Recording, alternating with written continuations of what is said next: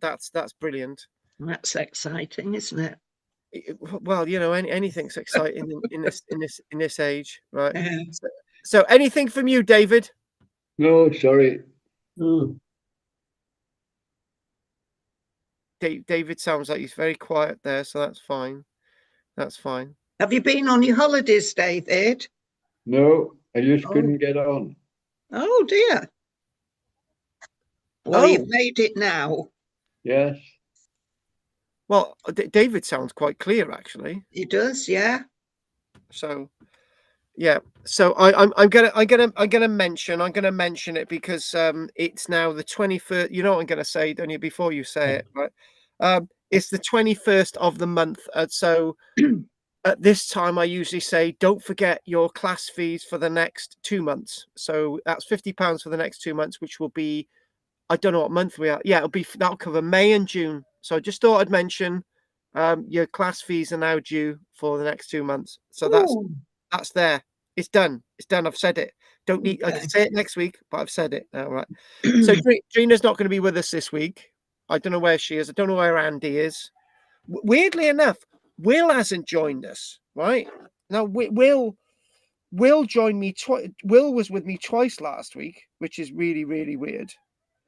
And I've actually been editing the new book, which I am actually 30 minutes away from completing tonight. It's actually taken me, the edit has taken me a month because it's a 200, so far I've got to 225 pages in the book, right? I haven't put the images in, so it'll take the book up to 250 pages. So it's the what's its title? English. It's don't vote for extreme Welsh nationalists. No, it's basically called Barry with Cadoxton, a missing history. Barry with who? With Cadoxton. With Cadoxton. Cadoxton. Now it might not be something that you might not like, but there's lots of stuff in it which are relevant. Will said, trying to join web via YouTube. My own ID having problems. A few minutes, I will catch up. Right. So, okay. So I don't know where he is. Who's that, Will? That's Will. Who's Will? I said that's Will. Roger said, who's that? It's Will. I said, wait, Will. It's Will. No, not John. You Will. said, I said, oh, Will, he's stuck. The last one to be stuck because he's gone up with it all. What is he on about? Right. Okay. Oh, right. Hang on. We over there. What I've got to do now, I've got to share the screen. This is slightly different, right? And I've got to then ask you what you're seeing on your screen. Okay. Roger, what are you seeing on your screen at this minute? The 5 pictures. 4 pictures. What are you seeing now? 4 pictures. One of the right is a church or something. No, that's not it. They're forts, aren't they? Oh, hang on. What are you seeing? There's one single image on the screen. We've got 4 images. We've got 4. No, oh God, that's not it. Right, okay. That's popped up again. It's all got the pieces already. I knew it. Oh. Right, shut up, Roger. Right, so I've just got, the problem is with this technology, right? I haven't used it in 4 years, so it's completely different, right? So I've got one of them of York. What's the technology then? You're not back to the old one, are you? No, I'm back to a laptop. Right, so so if I go with that, right, entire screen, right? So right, let's see what we can see now, right? So if we this is a learning curve. So what are you seeing now? You. Just us. Oh shit. Okay, right. All right. Okay. We'll get this, right?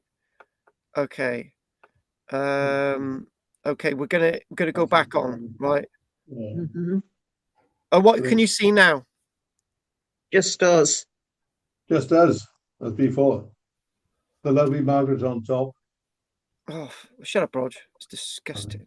Right, okay. Right, select, right, okay, there. So if I select that, right, Oh, okay, right. Are you now seeing that? 4 images. Yes. Oh, you've got the 4 Oh. images. Well, we Hang saw on. them before. Yeah. And what about this image? What? We're still just seeing the 4. Yeah. Right, I think I know what I need to do. Right, I've worked it out, folks. It will come now. Right, so if I do, right, so if I go off that there, Technology. and I go there, and I go there. Oh, Right, okay, you're get over rid there. of that. Oh, there we go. Go to there. So what I've got to do, I got to specifically do something, right? So sorry about this, folks. I'm just Oh, so we're just going. Hang on, hang on. I've worked something out right there. So if we go with that there, good. We're getting there. So we go with that there. We go with that there. And what we should be saying is Whee! you. a big fort. What Yeah, are you seeing now? Yeah, big was fort. a big, Not enough. great big fort on a hillside. Ah, you've got it. You've absolutely got it. Right. That's exactly right. Next, we're going to Big fort. experiment, right? Hang on, folks. We're going to experiment. What can you see now? We can see a bridge. Oh my God, it's working. I'm so excited. Oh, we. Well, I'm bloody hell. So you should be. I'm going to change something a minute, right? No, we don't want that. Right. We're going to do, look at this, guys. What about that? Take the Yeah, it's the same. Oh, there's big fort. yeah, big fort on a hillside. What about this? Is that York? No, no Where is guessing. York. What? it? Right. Looks like York, Right. So No. guys, the Tudor in village. in future, people, in future. Yeah, By the way, is the sound sounding quite good? it is actually. That's Yeah. gone now. Hold the pot Right, again. it's all going to go wrong now. Thanks a lot. Shh. So it's a shame David hasn't been with us. But not being able to get on. Obviously, I don't know what that problem is. So we have missed you, David. I actually just wrote a new postcard to send David to ask why it hasn't been here. So I'm going to send the postcard to David because it's a postcard of Hadrian's Wall. I'm going to send it to him anyway. Now, last week, and by the way, if this breaks up at all tonight, right, you need to say we can't hear you or whatever. But last week and the week before, I mentioned a guy by the name of Alan Sorrell, right? Now, I've got a rare book by Alan Sorrell, right? What's the name? Sockets. And this basically, Alan Sorrell. This is actually from a publication, the first edition, 1965.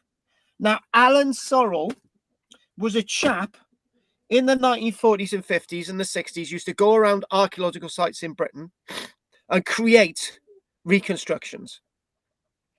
Now, I don't know if you can remember in the 1990s, there was a guy on Time Team called Richard Ambrose, right? So Richard Ambrose is a historian. And he used to get ridiculous in Time Team. They used to give him a bit of pottery and used to be able to reconstruct a whole Roman city from it. But never been able to work out that skill, right? But Alan Sorrell was the precursor to this Richard Ambrose stuff, who did brilliant reconstructions. Now, his reconstructions were usually in color, right? But this publication, which I've got, which is a very rare publication, printed in 1965, they printed all of his color stuff in black and white, which is fine, right? I believe black and white is actually a good medium of looking at this type of thing, right? Good bullshit. So I don't know if any of you ever heard of Alan Sorrell, but up Take until one. about a decade ago, you used to be able to go to archaeological sites and there was a reconstruction drawing which was made by Alan Sorrell. Yeah. So one of the things that he was good at doing was to create a landscape that was slightly better than lots of the reconstructions that we have today, right? You can obviously see trees there, but I think what we're doing there is getting an idea of the depth of the world that Alan Sorrell was reconstructing. And obviously we've got Hadrian's Wall. So we're going to mention this is a place along Hadrian's Wall known as Walltown Crags, Northumberland. And the drawing is of Hadrian Walltown Crags with a turret known as number 45, right? And that's the turret in the distance. So there it is. The turret is coming closer.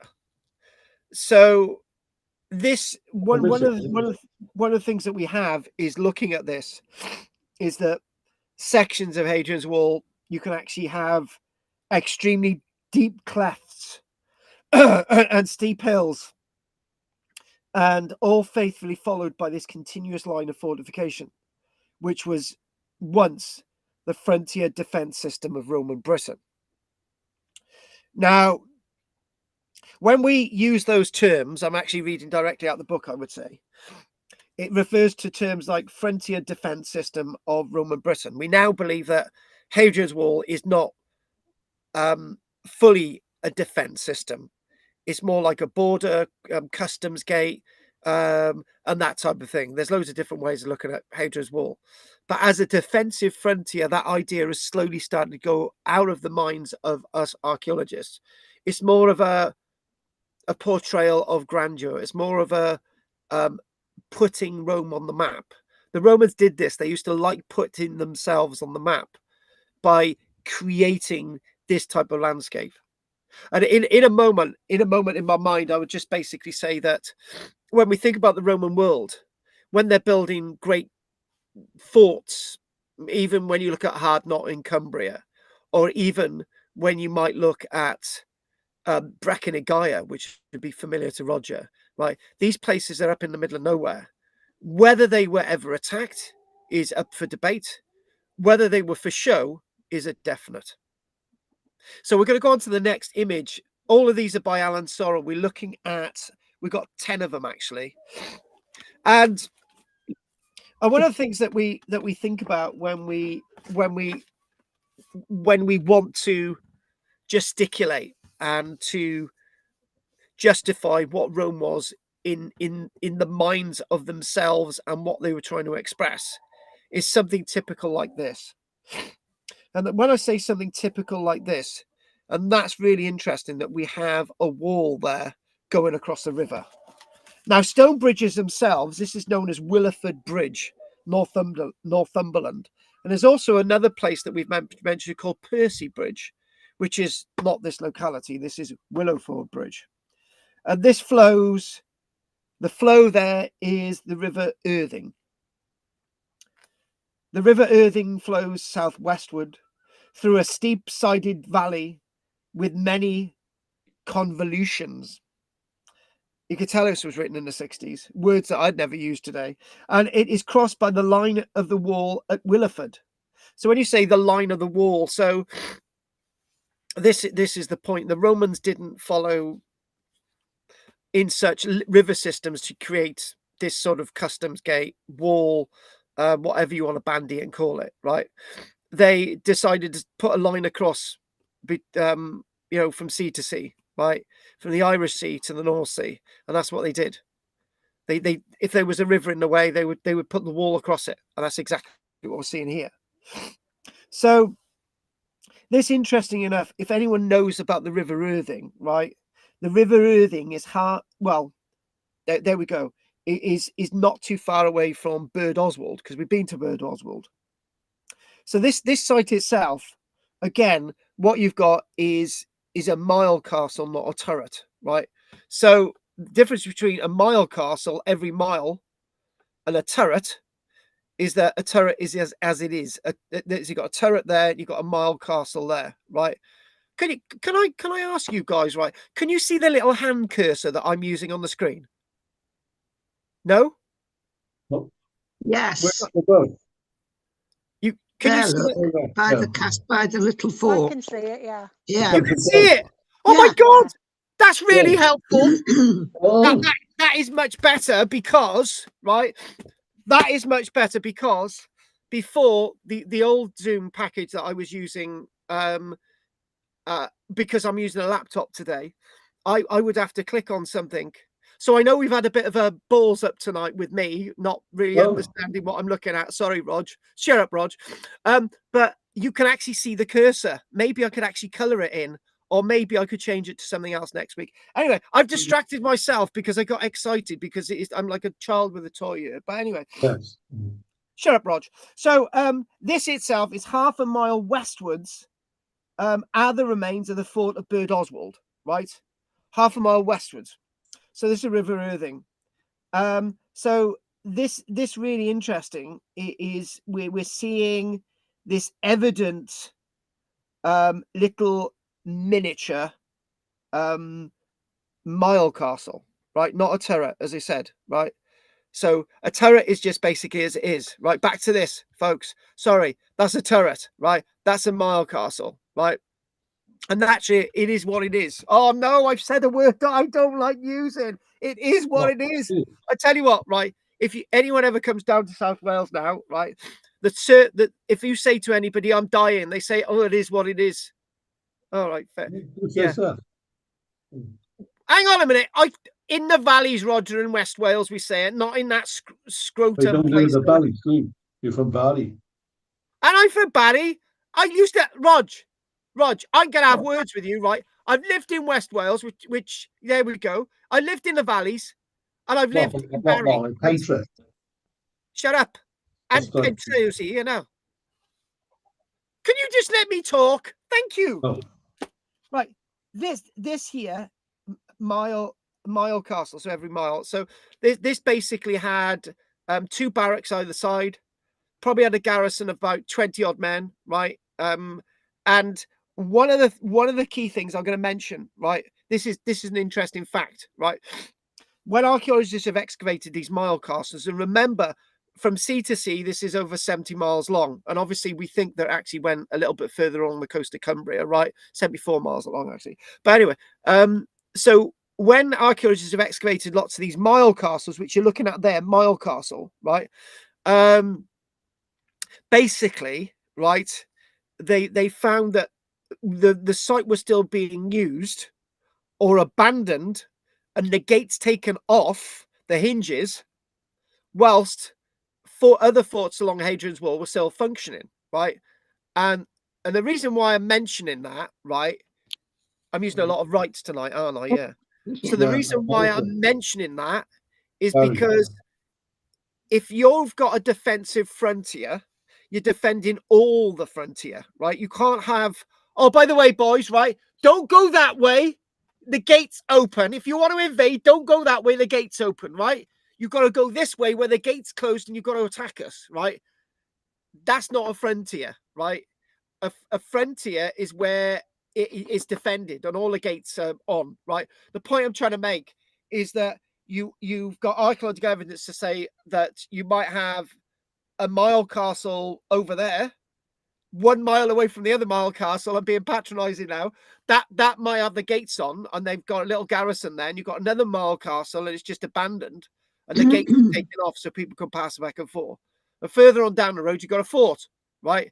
So what I'm trying to get at is that when we excavate these individual mini forts, because that's what it is, the mini fort. And can you remember when were you guys on when we looked at a fort in on the island of Alderney, right? And there's a fort there which is one of the best preserved Roman forts anywhere, right? It's a bit bigger than this, but not too much bigger, right? So if you look at that, the Alderney Roman fort, you get an idea. But anyway, so with the interesting thing, looking at this mile castle, it's saying dimensions 60 by 50 foot. There's nothing like the old measurements.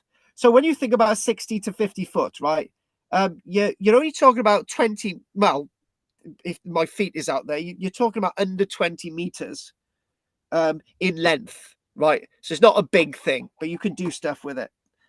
So these were here, right? So you've got the gateway, north and south, and it's saying here that you've got 2 barracks, and it's saying, I'm saying you had about 20 men in you, but here it's saying up to 50 men.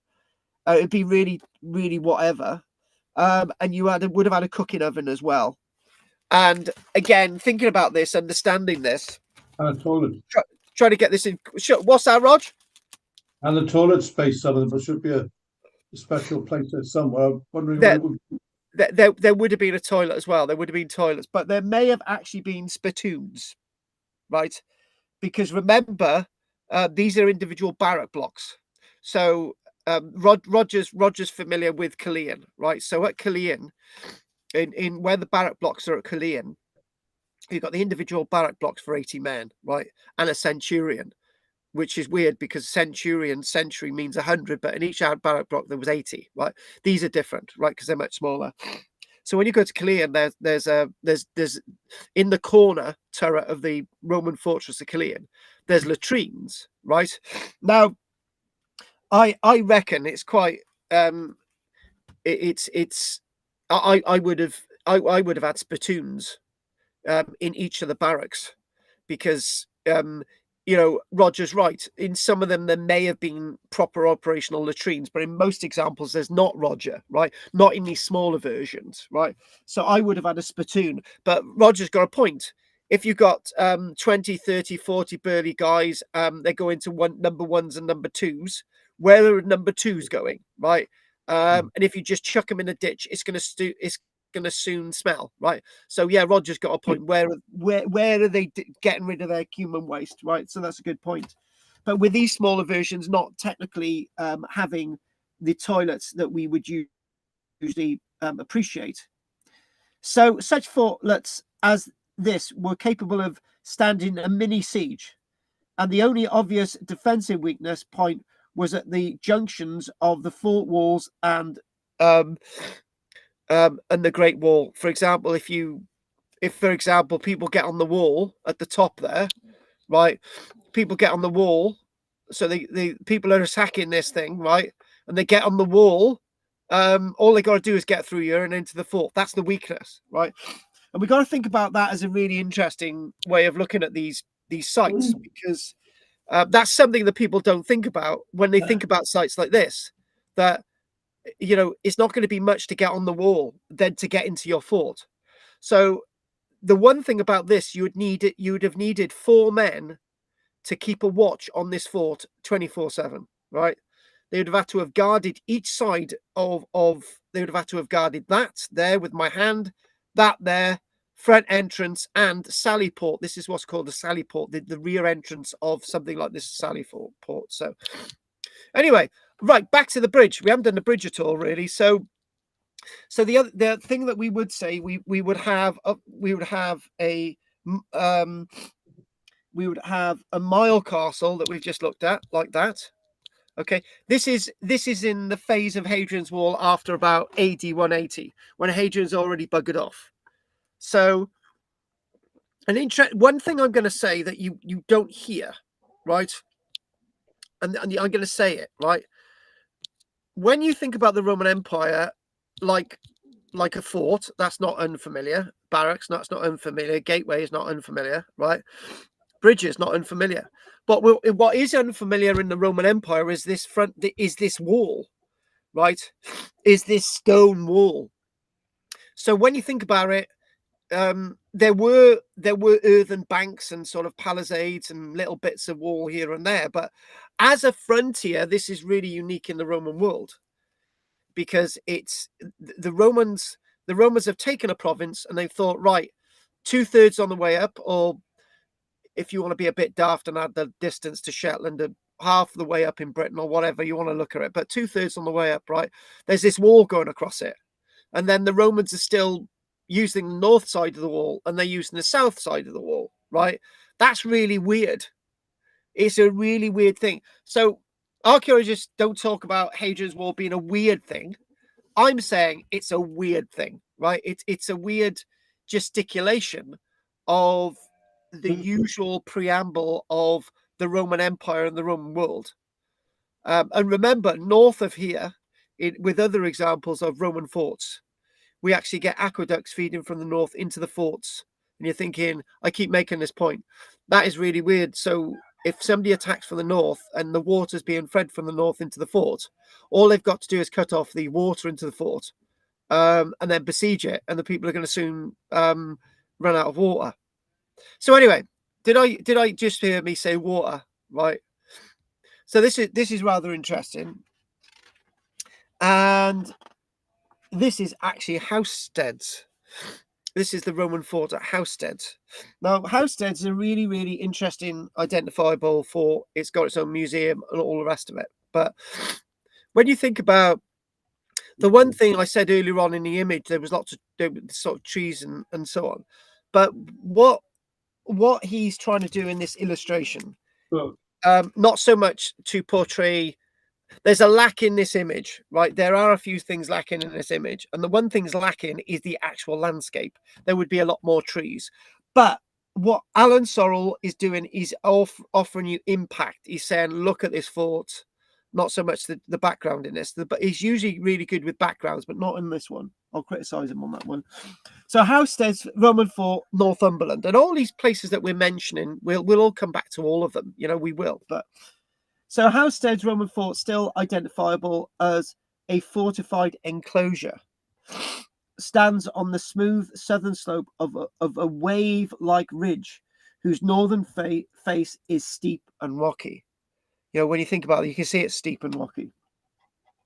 The ridge forms the topographical and tactical basis of the great feat of military engineering we know as Hadrian's Wall. And I'm gonna agree with that. It's something that I don't say a lot, really. Hadrian's Wall is an achievement, right? They were working in really bad conditions. They were having to quarry really dense stone, and with my series online, I have done it. I have done two videos about these are 1 minute videos on my channel.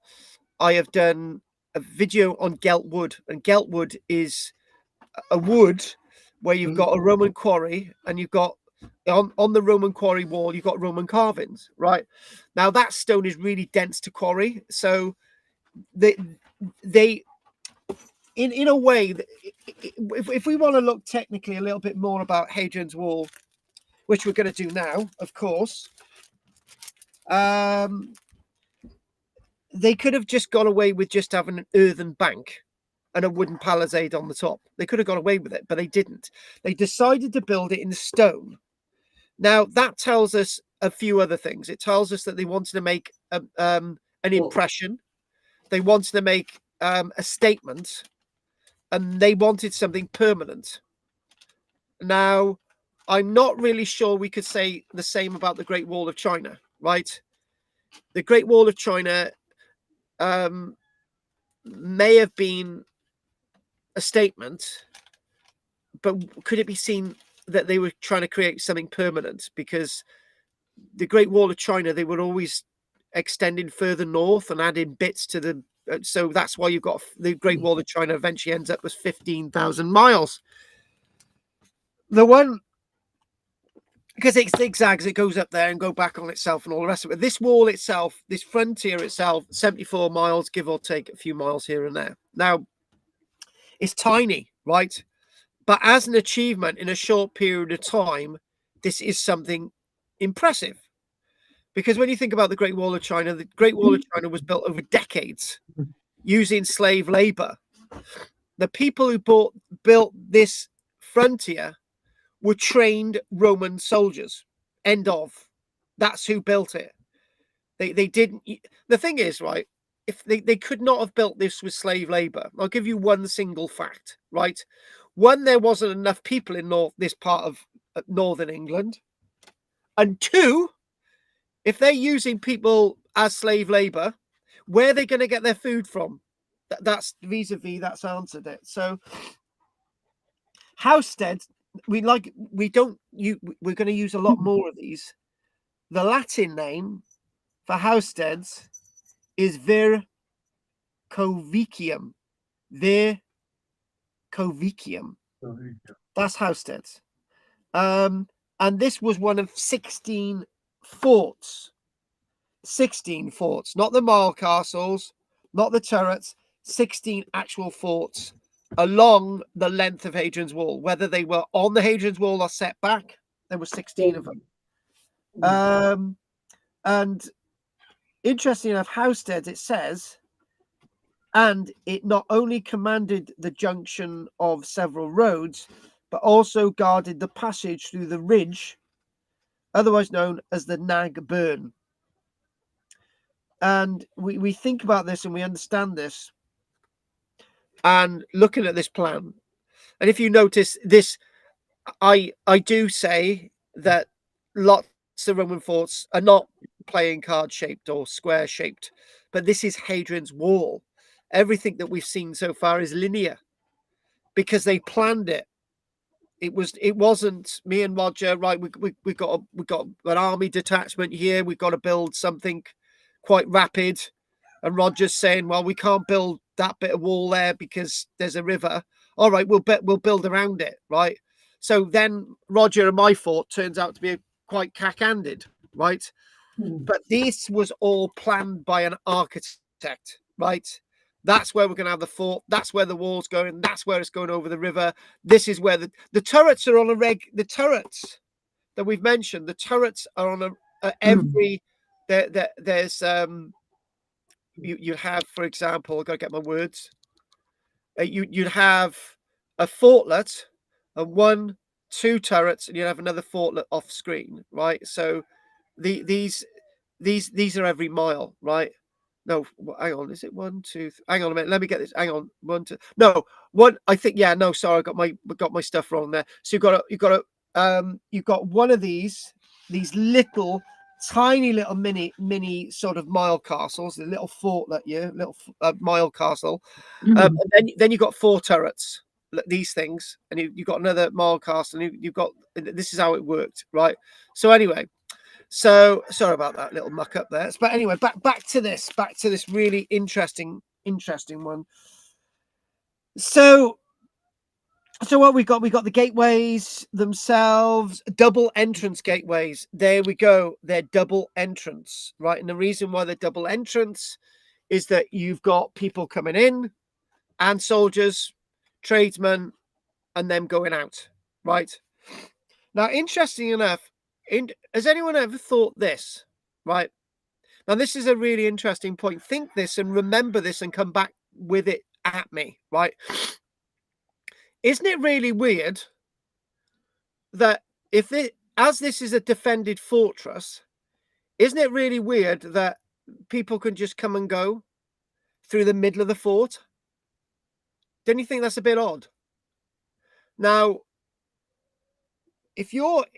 as this is a defensive fort, right? And if we, for example, look at these here, right?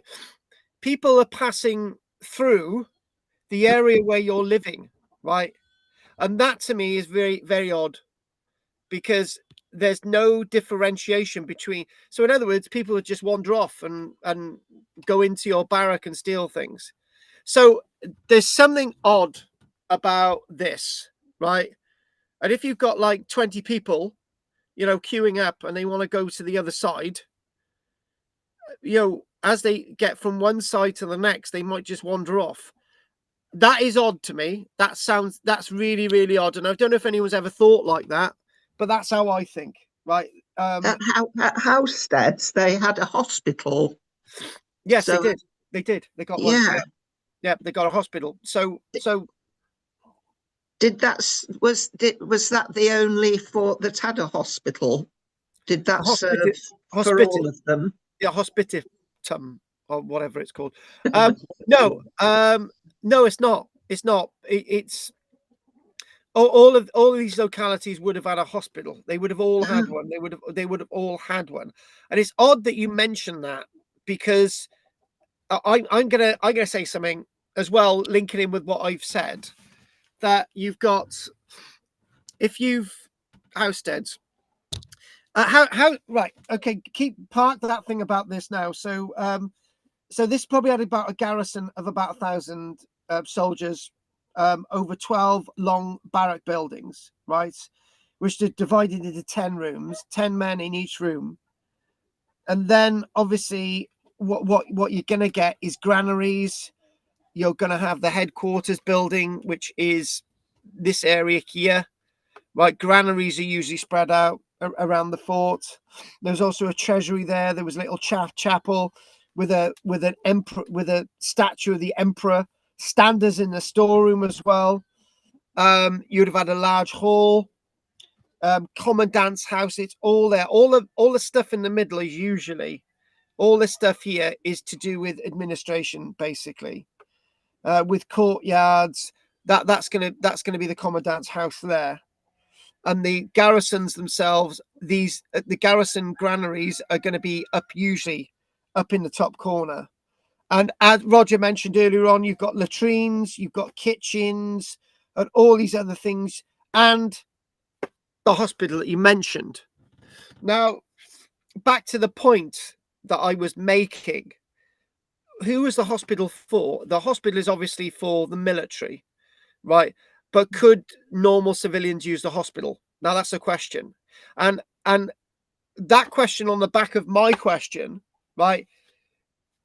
When who was that you're using this site for people to be able to go north and south, right? It's not a bottleneck, right?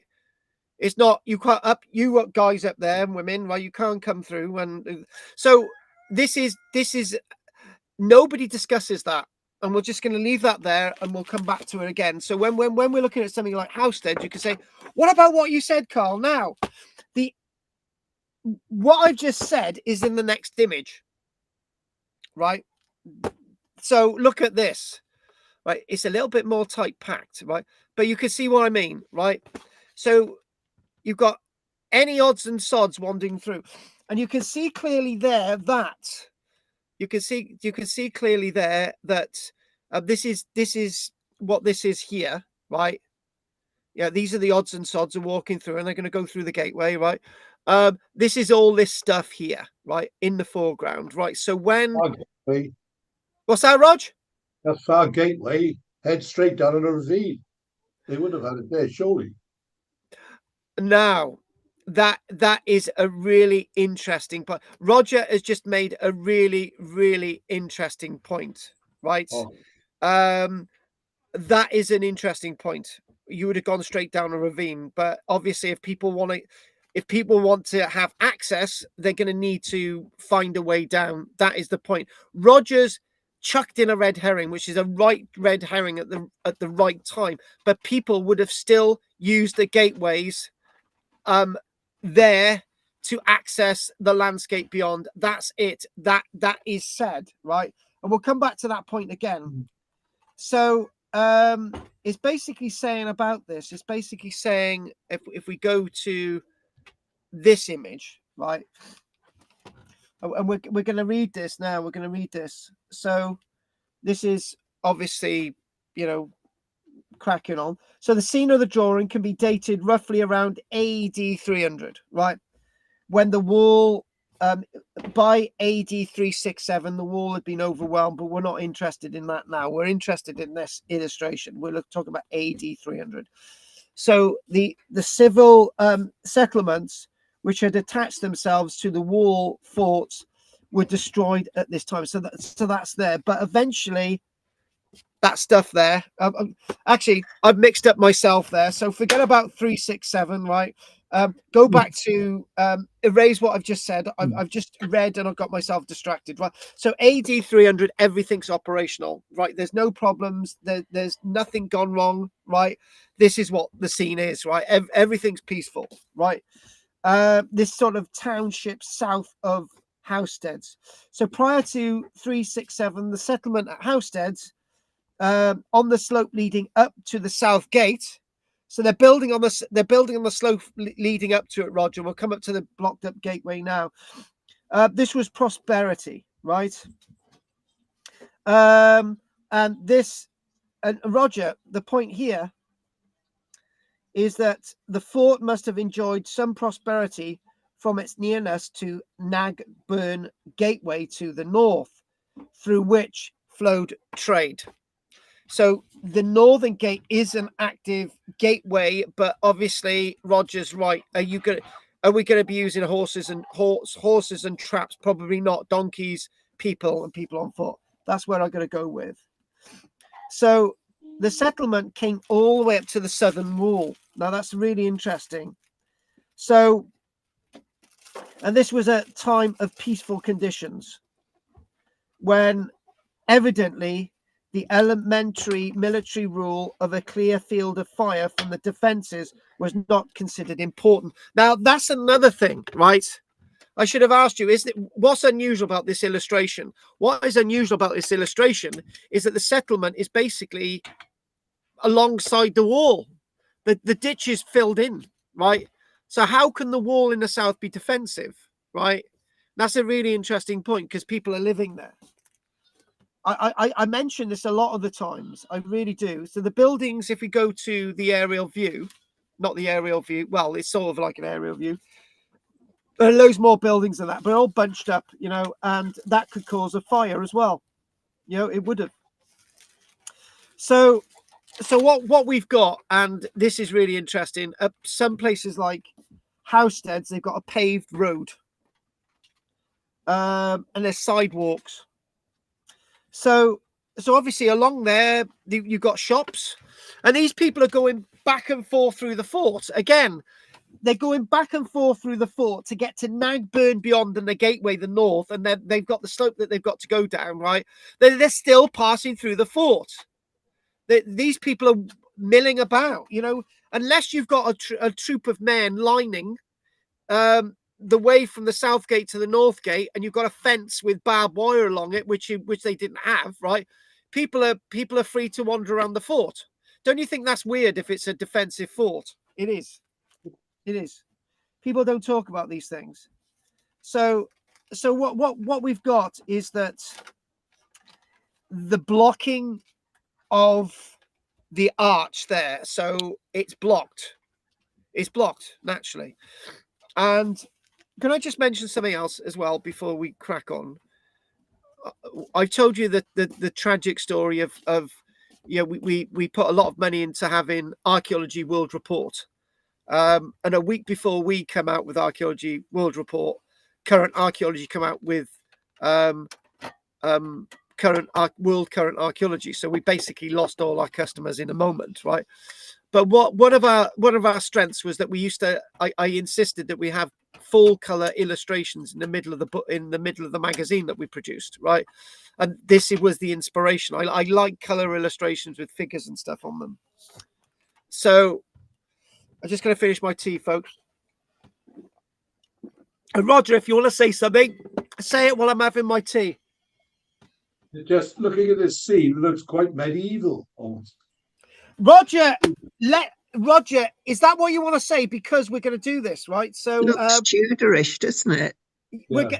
Guys, you've spotted something. You've been led into this, right? So we're gonna mention that. So south of here, running parallel to the wall, is something known as Stain Gate. 2 points, right? We'll do the point that you guys mentioned now in a moment, but we're going to mention Stain Gate. So one of the things before Hadrian's Wall was built, around AD 80, just around the time of Agricola, right? General Agricola, right?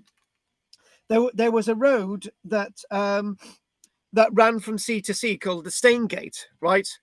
And it was like a raised road surface. There was no wall.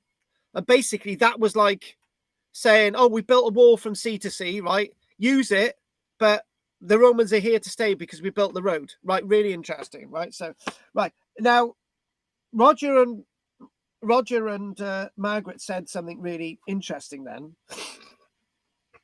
And what they said, which was, Michelle's laughing at something outside. Go on, tell me. It's the lambs playing. They're going up on their back. Oh, legs. we got the lambs, and she's laughing at the lambs, folks. So right, so back to this, Roger and Margaret.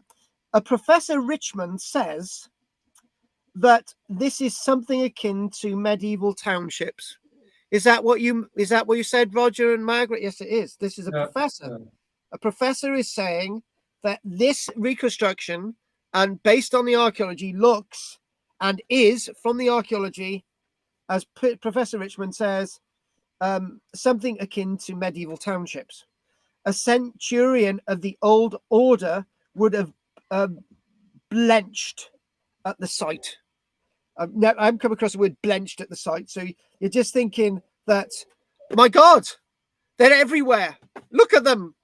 But the one thing that I would say, we've got to do the blocked up gateway. Sorry, folks, we've moved on somewhere else. This is good, and we'll put the other images up, and we'll do one of them, and we'll have a break. But anyway, so the blocking of the east portal, there it is. So when it says it's blocked, it's a blocked up portal. The fort gate must have happened before the building of the houses. That's really interesting. So maybe they blocked up the gateway because it was about control. Maybe they thought, right, hang on a minute. So the point is, as I said earlier on, you've got the dual gateway from the south and north gate, so you could get traffic going in, and you've got the traffic going out. But the key to the disorder of people moving into the fort, up and down, north and south, was that if you've got one gateway only and the other one's blocked, you could probably control people in that way. You could probably say, right, you guys, men and women, you sort of walk up there, get to the other gateway, right, and then we'll allow people in back down, right? So maybe it might be a way of controlling people. I don't know. We don't know. We really don't know at all. So they're saying that the gateway, the archaeological evidence tells us that the gateway had been blocked before AD 300, before the building of these structures, because they and the road are aligned with the open west portal. Can you see that, folks? So what you've got is these houses are hanging over into the view of the gateway. Can you see that there, folks? Right. So in other words, the road is now narrowed. It's a narrower road leading into the fort, because they're saying, well, hang on, the gateway's blocked. We only need a narrow road to go into the fort, so we'll just build on the road. And that's what they did. That's a nice piece of archaeological evidence. Yeah, it really is. So, can I just mention one thing, that the archaeological evidence in Britain tells us that most domestic buildings had a stone base and the rest of it was made of timber, right? And the interesting thing that we've got is something, this style here is typically Mediterranean, where you've got like a veranda. It's typically Mediterranean, and you get this style at lots of localities. So therefore, this could then be pseudo, as this overhangs, looking quaintly medieval. Definitely is. So this blocking of portals occurs not only at Housesteads, but other forts along the wall. It's probably because traffic wasn't as brisk. It's saying here it was, because you've got all the buildings and all the shops, but maybe it wasn't as brisk as they could have been, like going into somewhere like Lincoln and Lindham or something like that. So that's what we've got. That's what the archaeological evidence tells us. So it may have been due to rejection by the military man on the spot of the two grandiose architectural conceptions of. So basically, somebody designed this and they basically said, hang on a minute, right? We don't need this other gateway. We really don't. By having two gateways, it weakens the defense of the fort. But folks, the fact of the matter is that fort is waiting to be taken, right? If somebody wants to attack it from the south, because all you've got to do is get on the roofs of those houses, and you need to check projectiles in, right? And you're in line of sight directly of those windows, right? But can you see the forensic archaeology? So one, This is all built and it's up and running by about AD 40, somewhere like that. In end of reign of AD 20s into the AD 30s, AD 40s up and running, right? Somebody basically said, right, we've got to block this gateway. It's a defensive risk, right? Then the houses come in, they're all built there by AD 300, right? And all of this idea of this being a defensive garrison looking down at the south goes out the window. And the idea of it being a defensive garrison also makes this more of a customs gate rather than a defensive frontier. Can you see my point? So the idea of this is mutated and altered, right? Yeah, it's a good Are we point. still there, guys? A good point, that is. Because the thing is, Carl, if you had people all over the fort, then you could have enemies infiltrating, ready to take it within. Yes. That's where you'd expect a lot of trading and stuff to be done at the Vickers. Yes. And if they're carrying in supplies for the fort, and stuff, that would have been done by military carts and stuff rather than Yes. anybody milling around there. Yes. It could be dangerous, I would have thought. Yeah, there's lots of things. Are you still seeing the image, guys? Yeah. Right, something different has happened here. It's saying that you're not seeing the image, but you are. Right, okay. Thank you for that, Roger. So what we're going to do, back to this point. Hang on, Michelle, what do you want, love? All right, stop laughing because you're interfering with my lecture. Thank you. So basically, so what we've got 3 points here. It's built as a fort. The gateway's blocked because they think it's a weakness in the fort's design. And then you might have the idea. Listen to this. This is really interesting.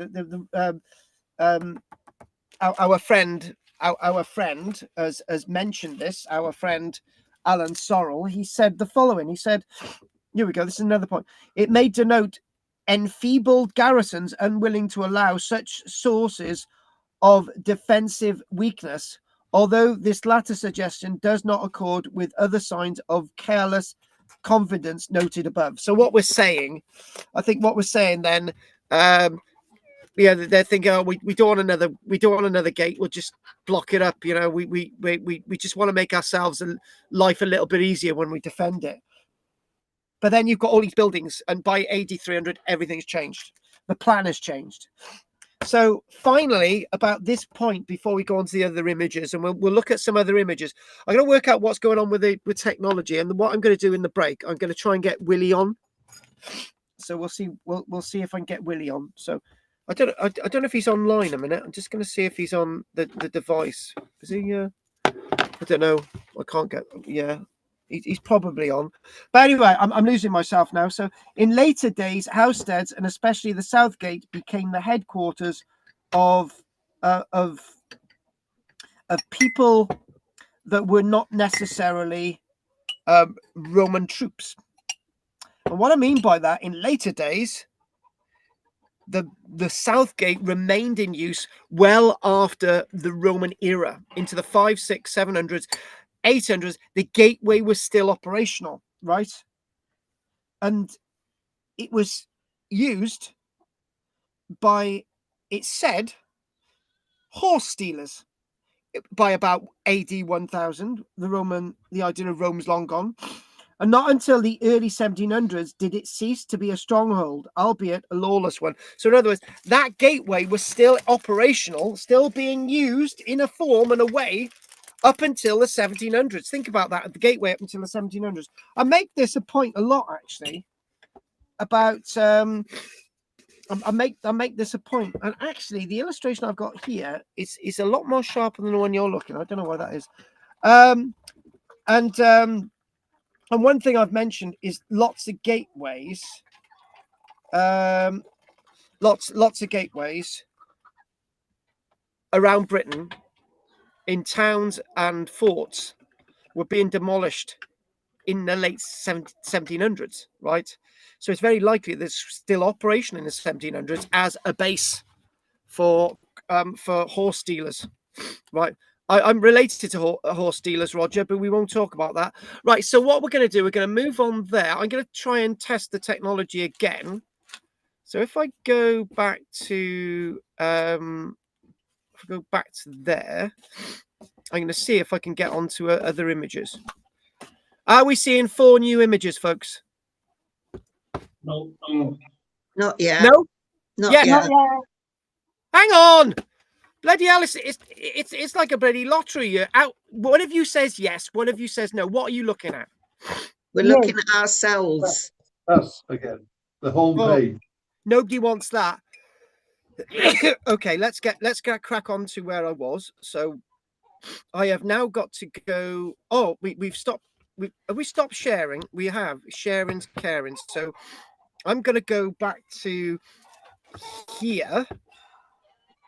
Are we going to go back to? No, we're going to go back to there. We're going to go there, and I'm going to do share, and we should be able to see. Hang on, we should be able to see these here. Hang on. What have I just done? Right. Okay. Hang on a minute. Hang on a minute, folks. I've just lost the plot. Right. Right. Hang on. We're going to do this again, folks. We're looking at Roger's head. There. And I've got to go there. And there. Are you seeing this?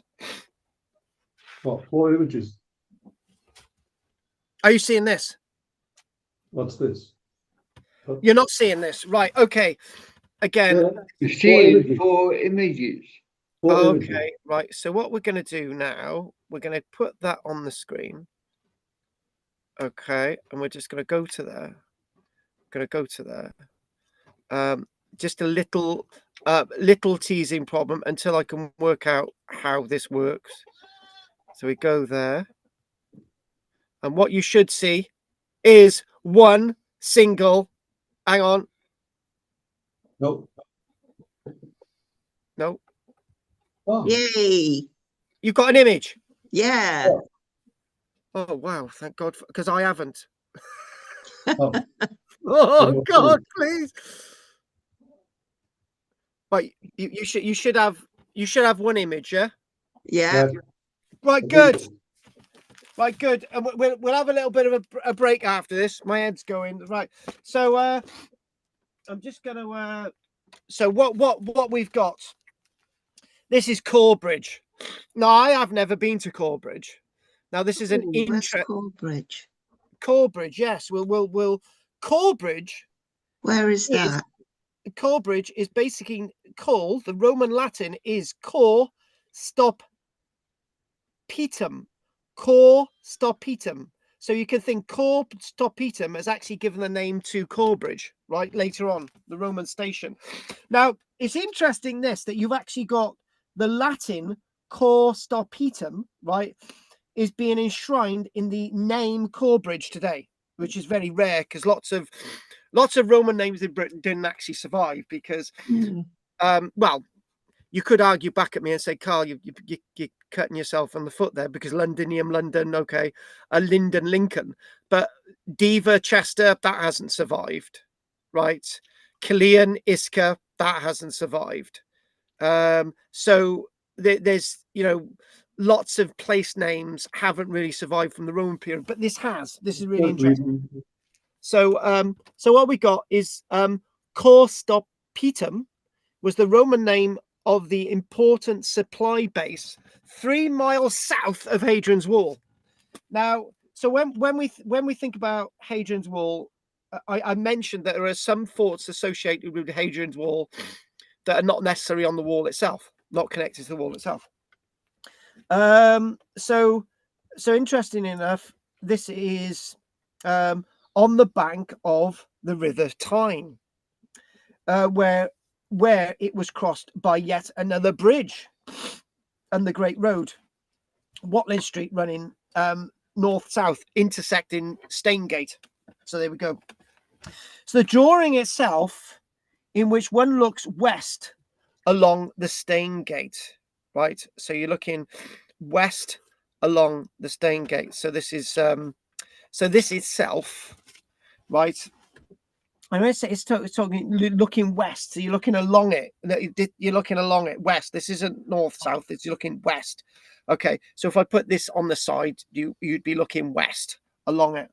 So very, very interesting this. And you've got a long range of buildings on the right there. And you could associate this with this is part of for your horses to be kept, your carts, your wagons, and all the rest of it. So this itself is a very interesting locality, because the archaeologists define this site as follows, right? One, it was built before the construction of Hadrian's Wall. So it was built associated with Staingate, which is that road that runs north-south on the screen, which actually in reality runs east-west. Why has he made it so difficult for me to explain this today? This man, wonderful, but it's wonderful illustration anyway. So so this was completed at the time Hadrian's Wall was being planned, right? So by about AD 122, this had been completed, right? So so this itself is going to be a base for planning and overseeing the construction of Hadrian's Wall. So at first, this site at Corbridge was merely a police and customs base. This was so we've already got those words, a police and customs base. The Romans did have police. So the customs officials. So in other words, this is like the Irish border, right? If you're traveling on the road, they tax you, right? If you travel along the back lanes, you don't pay taxes. So I think Hadrian said, right, people are getting away with paying taxes running north south, right? We've got to build a wall, and that's what they're doing. That's what they're doing by 120. So we've got the archaeological excavation tells us a great deal of what we're seeing when we want to understand Hadrian's Wall, which comes 3 miles north of here. This has got access to the river, so there's a lot being gesticulated here. It's got access to a river, so the river is as important as the Staingate that runs from sea to sea. This is along the Staingate. Hadrian's Wall is going to be 3 miles north, right, of this. Staingate does catch up with Hadrian's Wall closer at times as well. So this tells us a lot more of what the future of Hadrian's Wall is going to be about. But it's the pendulum between this as an important site moved back and forth. But it was always going to be a prosperous trading center with links, yay or nay, with the Roman military. Now, I think I need to say one thing at this interjection. And we'll have a break at 8:30, which is a bit over our usual time, but and I'll be on time for me to drink my tea or coffee or whatever it is. But I think the interjection is just chucking something else into your minds, right? The one thing I would clearly say, we can't go back to the other images. Ode rat, because this isn't set up that way. But anyway, the other images that we've seen, we looked at housesteads, right? I said specifically housestead was built by Roman legionaries because they had the skills to do it with support from Roman auxiliaries, right? And I'm going to make a point off, just branch off that. A Roman legionary is the equivalent of a medieval monk. You can laugh at that, but it's not nuts. The Roman legionary was trained in basically everything. A medieval monk was trained in basically everything, right?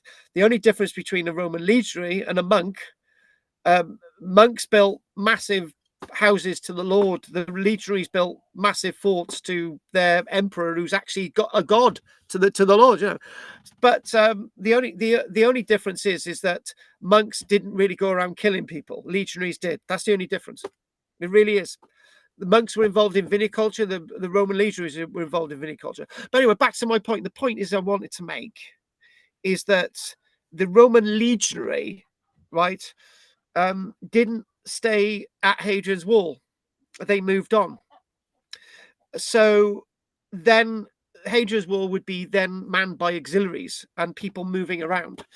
So you would man Hadrian's Wall with auxiliaries, and you would move them around. Now, I said this with the Roman fort in London, that we've got lots of inscriptions to say that there were so many different garrisons at the Roman fort in London, and that's because of familiarity. So if you've got a garrison in one set spot for 100, 200 years, right, they get so familiar with the local people, then it's all about the local people, right?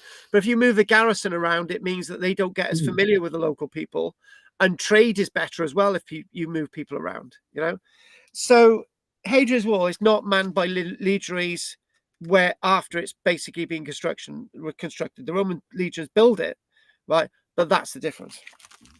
So when we think about this site as well at Corbridge, right, what we do find is that there are wonderful things like cisterns cut into the rock. It's got its own fountain, for example. If you want to compare that with the likes of Carlisle, the fountain operation in Carlisle up until the AD 500s, but this had a fountain as well. And so all of this is very, very interesting. Now, Corbridge had its problems, right? It was constantly being the fort, the military side of it was being abandoned, and the civilians would move in, and then the military would come in and say, "Oh, we want our fort back," and they would move back in, and that type of thing. If you look quite clearly before we have a break at this is not a nice square fort, isn't it? I'm being patronizing. This is a really nice square fort, right? And when you think of, but this is more fort-like. So what's happening is that in many ways the civilian stuff and customs gate and whatever, that's all there first. And then people are starting to think about military stuff and non-military stuff and wars around this bit of the town and all the rest of it. So this is what we're talking about, this wonderful site known as Cor Stop Pitum. On that note, I'll just basically say that after the break, or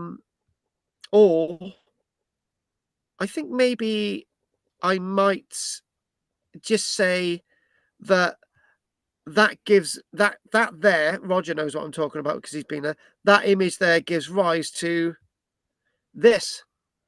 And there's a wonderful, fascinating story about this we'll talk about after the break. So again, technology is working a lot better tonight. I just would like to know if you guys have had a better experience tonight. Yeah, really good.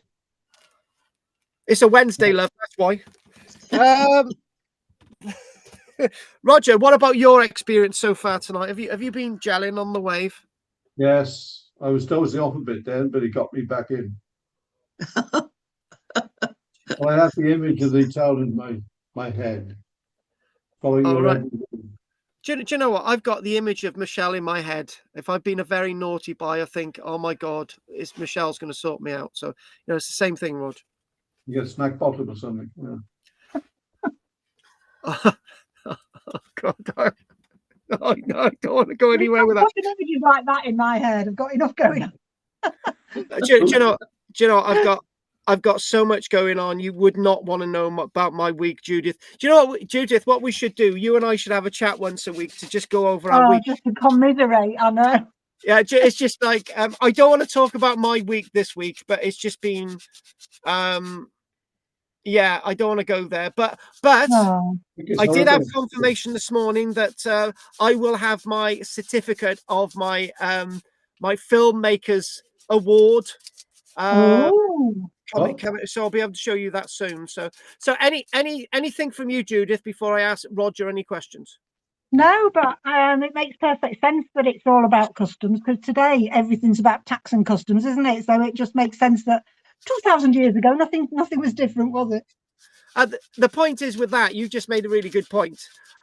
How do you pay the army customs. I don't know. Oh, the salt, wasn't it? Say I that don't again. know. I don't know. Was it salt? I don't know.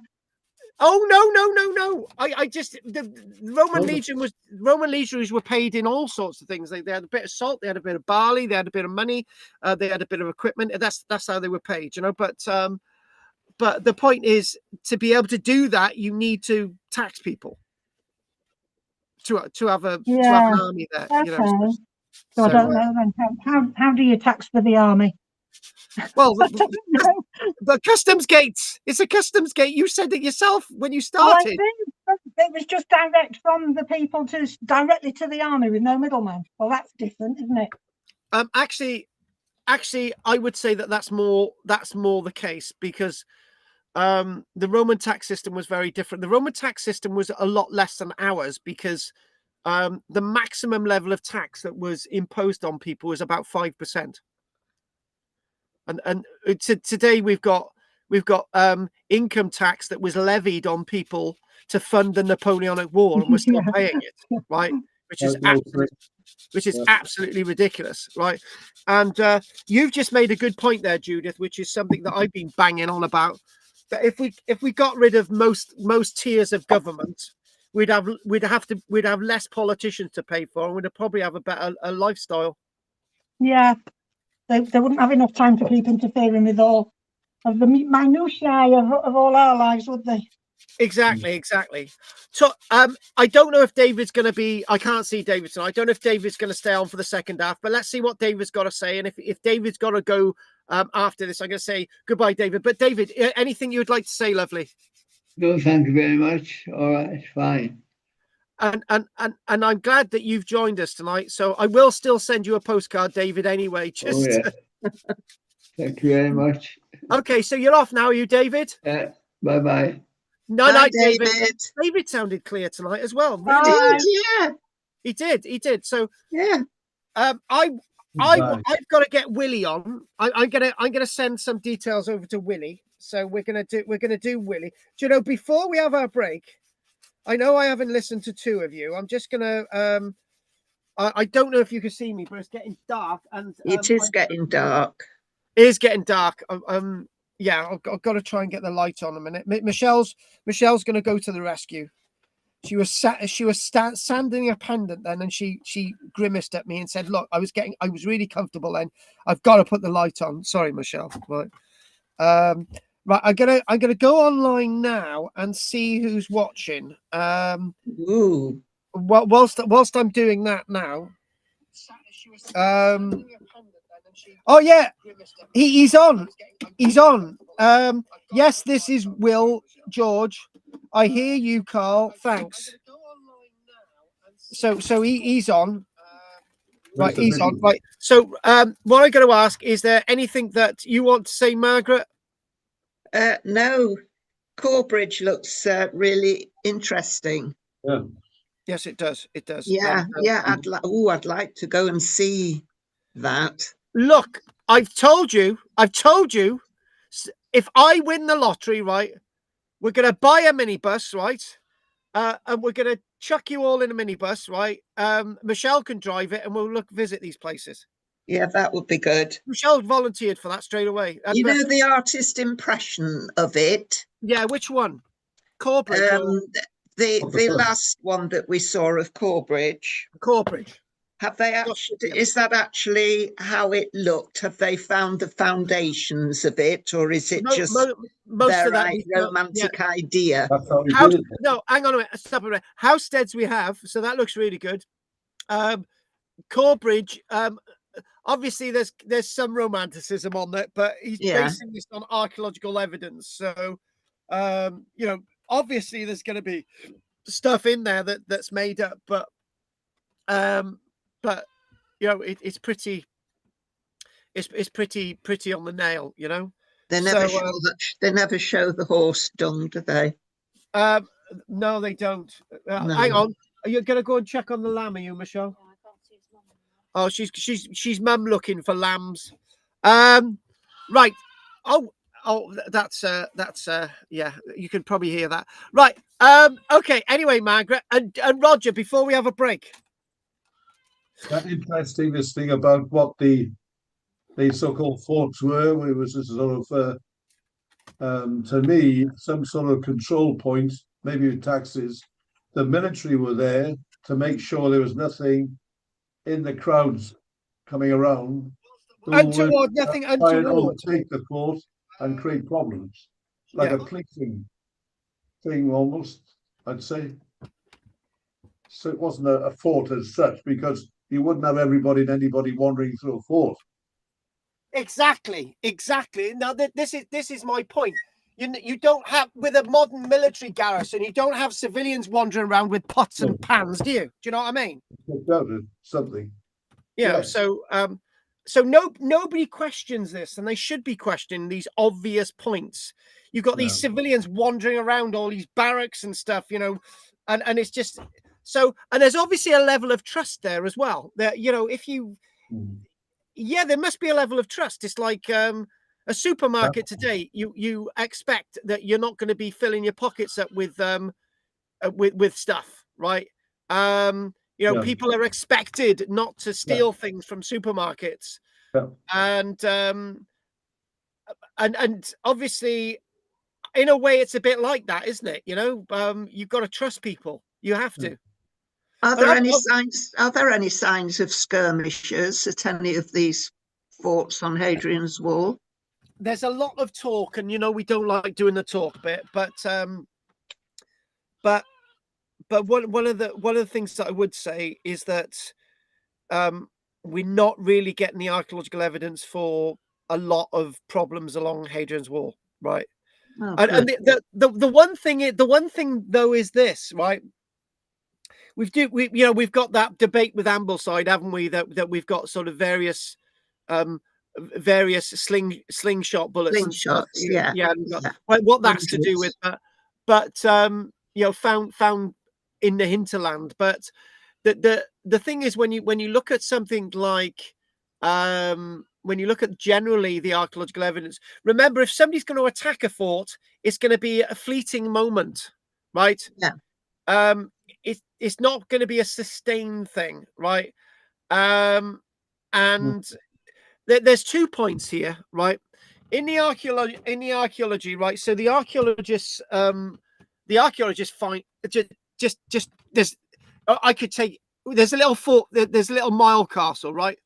So the archaeologists are working away, right, and they find a big thick burnt layer, and they think, this one archaeologist said this has to be proof that this fort was attacked and burnt down, right? But it might be that it was burnt down by the soldiers abandoning it, right? The soldiers had abandoned the fort and somebody else burnt it down, right? It was accidental. The only way of really understanding whether the fort had been attacked and had been burnt down, right, is not to look for military objects, is to basically go into the barrack block and say, oh, actually, the chainmail was still hanging up on the wall. There's a quiver here with arrows in it. You know, it was burnt down in a battle, right? But if you excavate a site like that and the buildings are completely empty, that's not because the fort was attacked. It was because it was burnt down for all the reasons that I mentioned. So you've got to be very careful with this. You can't be wandering in a field and find a sword and think that's evidence that somebody was killed, right? You know, that doesn't mean, you know, most times when we look at battlefields, there is no archaeological evidence for most with battlefields. Battlefields are really interesting science, right? You're not just looking for slingshots. You're not just looking for bits of broken sword. You're looking for bits of broken bone. You're looking for defenses that were hastily dug. You're looking for temporary things, right? Because that's what a battle is. A battle is temporary, right? Most battles, for example, Sedgemoor in I'm going to get the date wrong. The Battle of Sedgemoor between between James and James, the Pretender. The Battle of Sedgemoor was in 1686, I think. The Battle of Sedgemoor lasted just over an hour, and you know, and all those people that were sent to the gallows by Judge Jeffreys and transported, right? That's the evidence. That is the evidence of the battle. Why are these people being sent somewhere? Because something happened. There was an event that lasted about an hour and a bit. So unfortunately, that's the problem with war. And do you know what I say about war? Right? Most people who surrendered were terribly treated in most situations. So why did they surrender in the first place? I can never work that out. I can never really work that out. So just told her. Do you know, this is in the Second World War, for example. We have to have a bit of Second World War. Lots of SS units continued fighting, right? Way after the German surrender. Some continued fighting for weeks, right? Because they knew when they surrendered, they would just be garroted, treated badly, and killed. So what's the point in surrendering, right? Anyway, I didn't even know I got onto that. Right. It's 8:41. I've got to get Willie on. I got to see my Willie, right? Oh God. can you remember that Edith, what was it, in bloody Coronate, Emmett, Yes. oh, come and see my little Willie. Where's my Willie? I think I need to stop. Right. We'll be back just about 5 minutes to 9. So, is that right? Have a cup of tea. Yeah, that's Yeah, that. Yeah, 15 minutes. yeah. I gotta get my Willie on. Where's my Willie? Where's my little Willie? Hey. Oh God. Do you know, I've got to. Hey, Roger, this is so sexually explicit. I've got to have my ring donut now.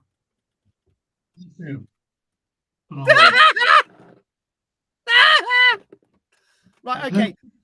Where's? Hang on a minute. I gotta get the. Stop. I gotta stop.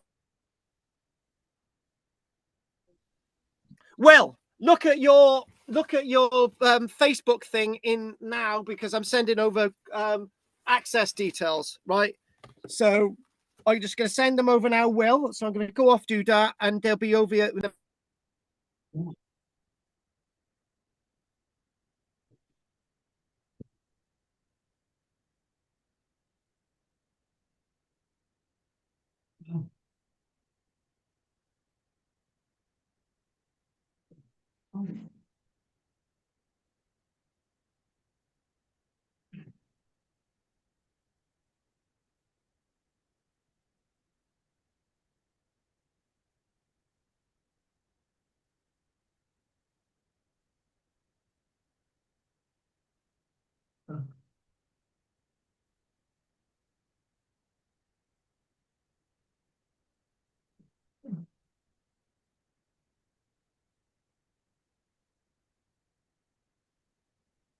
Oh. Roger, can you just shut up? You're disturbing me, my donut. Now just shut up. Yes. Put my light on. Bit difficult. Oh. Roger, has anyone ever called you a bell end? Yeah. Oh. Oh. Do you know what? I've got to fondle my sheep.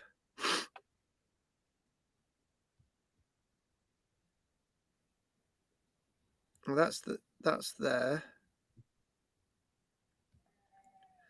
Oh, hang on. Oh, hang on a minute. So if I do participants, right? So we got she is. Oh, I'm gonna make Margaret a co-host as well. So co-host Willie, my little Willie, should be able to come on, right? So I'm hoping my Willie is going to come on. That's brilliant. That's exciting, isn't it? Well, anything's exciting in this age, right?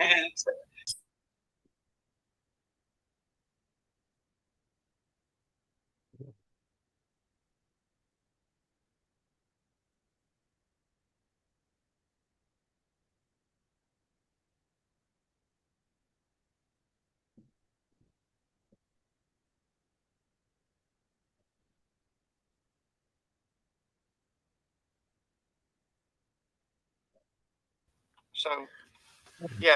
So I'm gonna mention Margaret. Come and have a look at my willy. 21st. You know what I'm gonna say, don't you? Before you say it, right? It's the 21st of the month, and so at this time I.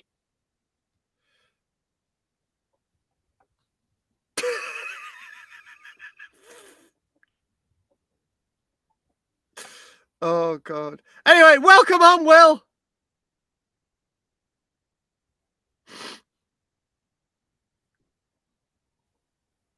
Where's my Willie?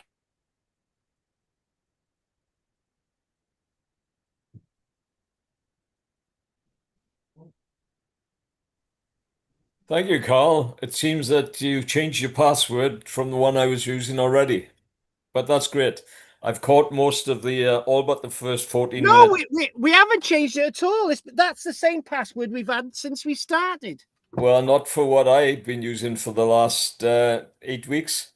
You sent me a string of texts that I used, which Right. It may have been something in that. Right. Anyway, I've just got to go out and play with my sheep a minute. So right, we're having yeah, a break. that's good. I nice to get in here anyway. Yeah, Hey, so thanks. what's it been like online from your side on YouTube? Has it been Very good on YouTube.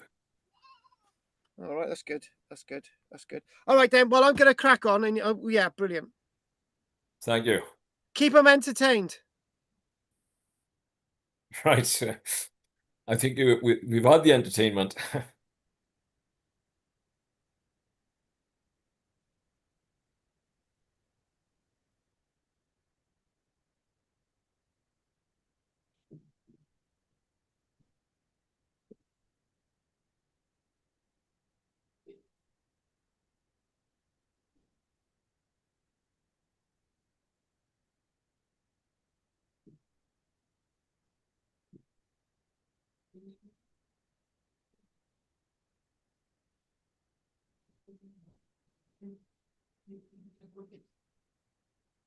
Hello.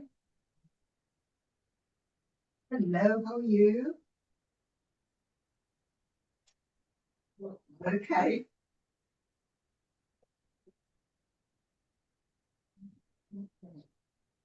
Okay. How come you're going that way?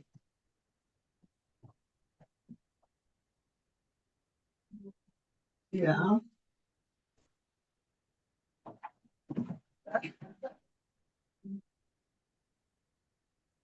Oh God, what have you gone through, Harrogate?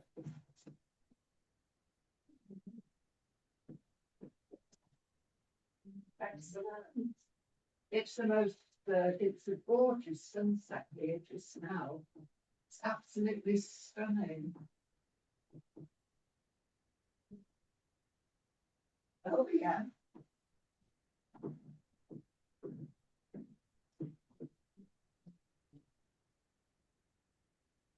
So that road is it, do you remember they closed that road? The last time I was going to drive to Harrogate, you couldn't get through Glover Houses, could you? There was a landslide. Yeah.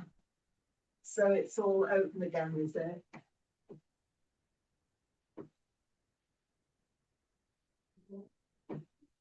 Oh, good.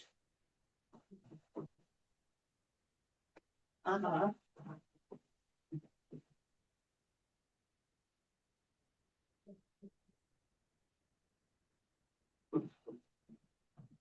Right.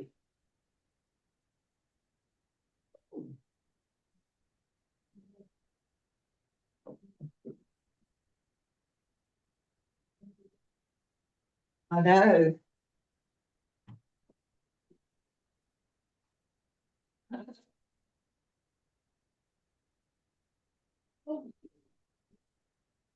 Yeah. Well, you'll only be about an hour then, won't you? Yeah.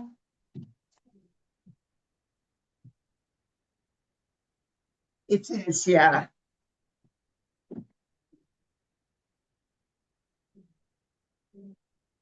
Well, it's where Phil and Joan used to live. We used to go, yeah, we used to visit them there. So I know it well.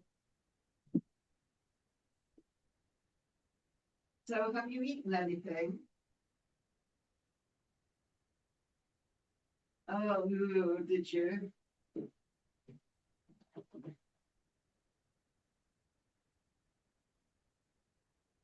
I do, yes. Yes, did you stop that?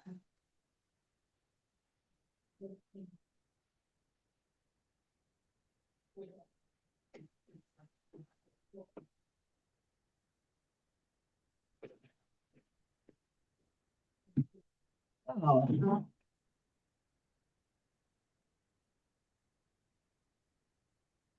Right.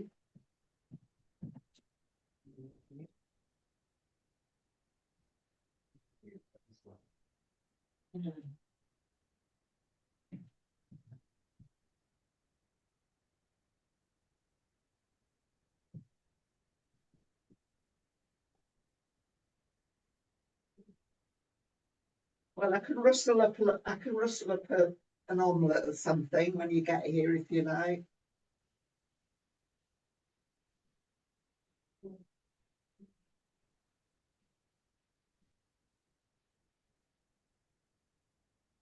Yeah.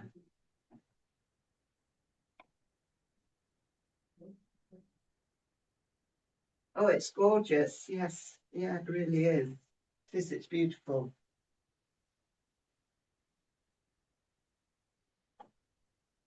Yeah, yeah. Okay, well, have a good journey and I'll see you in about an hour. Okie dokie. All right then. Take care. Bye.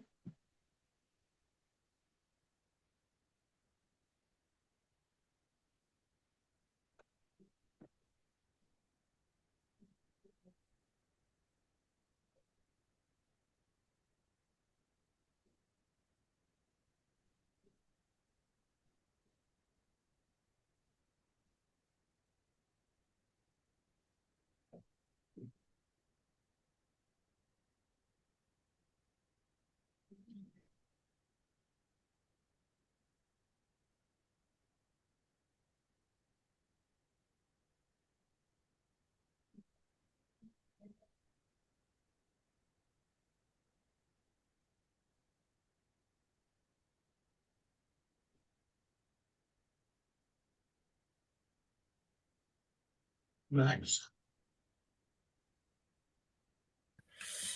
Santa Claus is coming to town. Are you looking forward to Christmas, Will?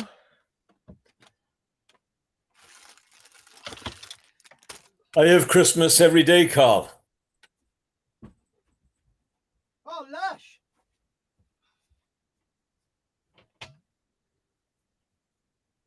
Part of my philosophy. Cool. I just don't wear the red hat.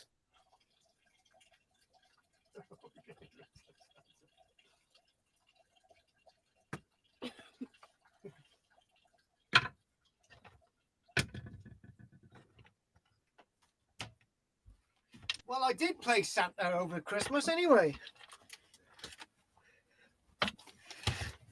I just got my donut because obviously nobody else has turned up.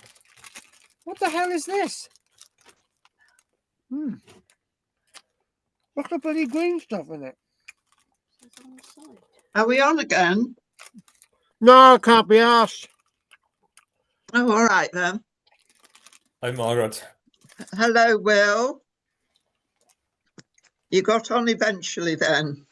Yes, wrong password. I couldn't get in with the old password. Oh, was that Carl's fault or yours? Oh, Well, just blame it on me. we have to blame Carl. Yeah. Oh, it's Carl's fault. Oh yeah. Jimbo. Oh, that Jimbo. Jimbo, I don't know. Yeah. Why is there mushy peas in this bloody donut? I don't. Hang on a minute. It's a Dubai donut. Hang on a minute. Look at that, guys. I got green stuff in the donut. It's mushy peas in the donut. What's in it? It says on the side. It's a Dubai donut. A Is it one of Dubai? those custard ones? It'll be a custard one. Did you say a Dubai? It's a Dubai donut.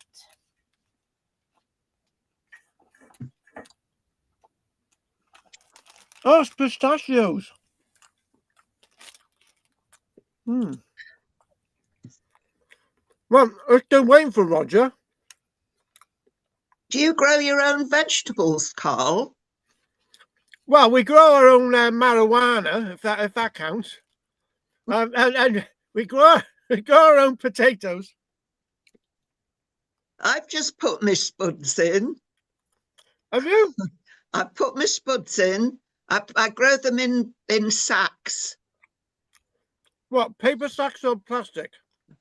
No, they're bags, plastic bags. Oh, does that work? They're special potato bags that you get from the garden centre.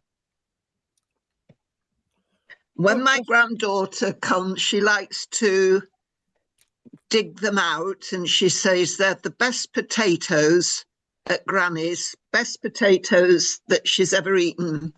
And when she came last year, I'd forgot I hadn't put any potatoes in the sacks, and I knew she'd be really disappointed. So I bought a bag from Asda and just shoved them in the bags, and she couldn't tell the difference. Just giving your secret away now, Margaret. I know, but she said they were still the most delicious potatoes that she'd ever had. So it's all in the mind, isn't it? That's it. Okay. I wanted to say something. The technology that we're using now, right? Obviously, it's far better, right? But there are some teething problems, i.e., me not being able to work out some things, and also, if, for example, that we lose reception or something,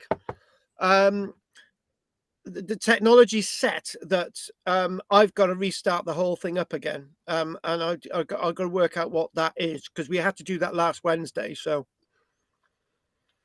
Are you running your laptop, your Chromebook on battery only, or have you got it plugged into your main source?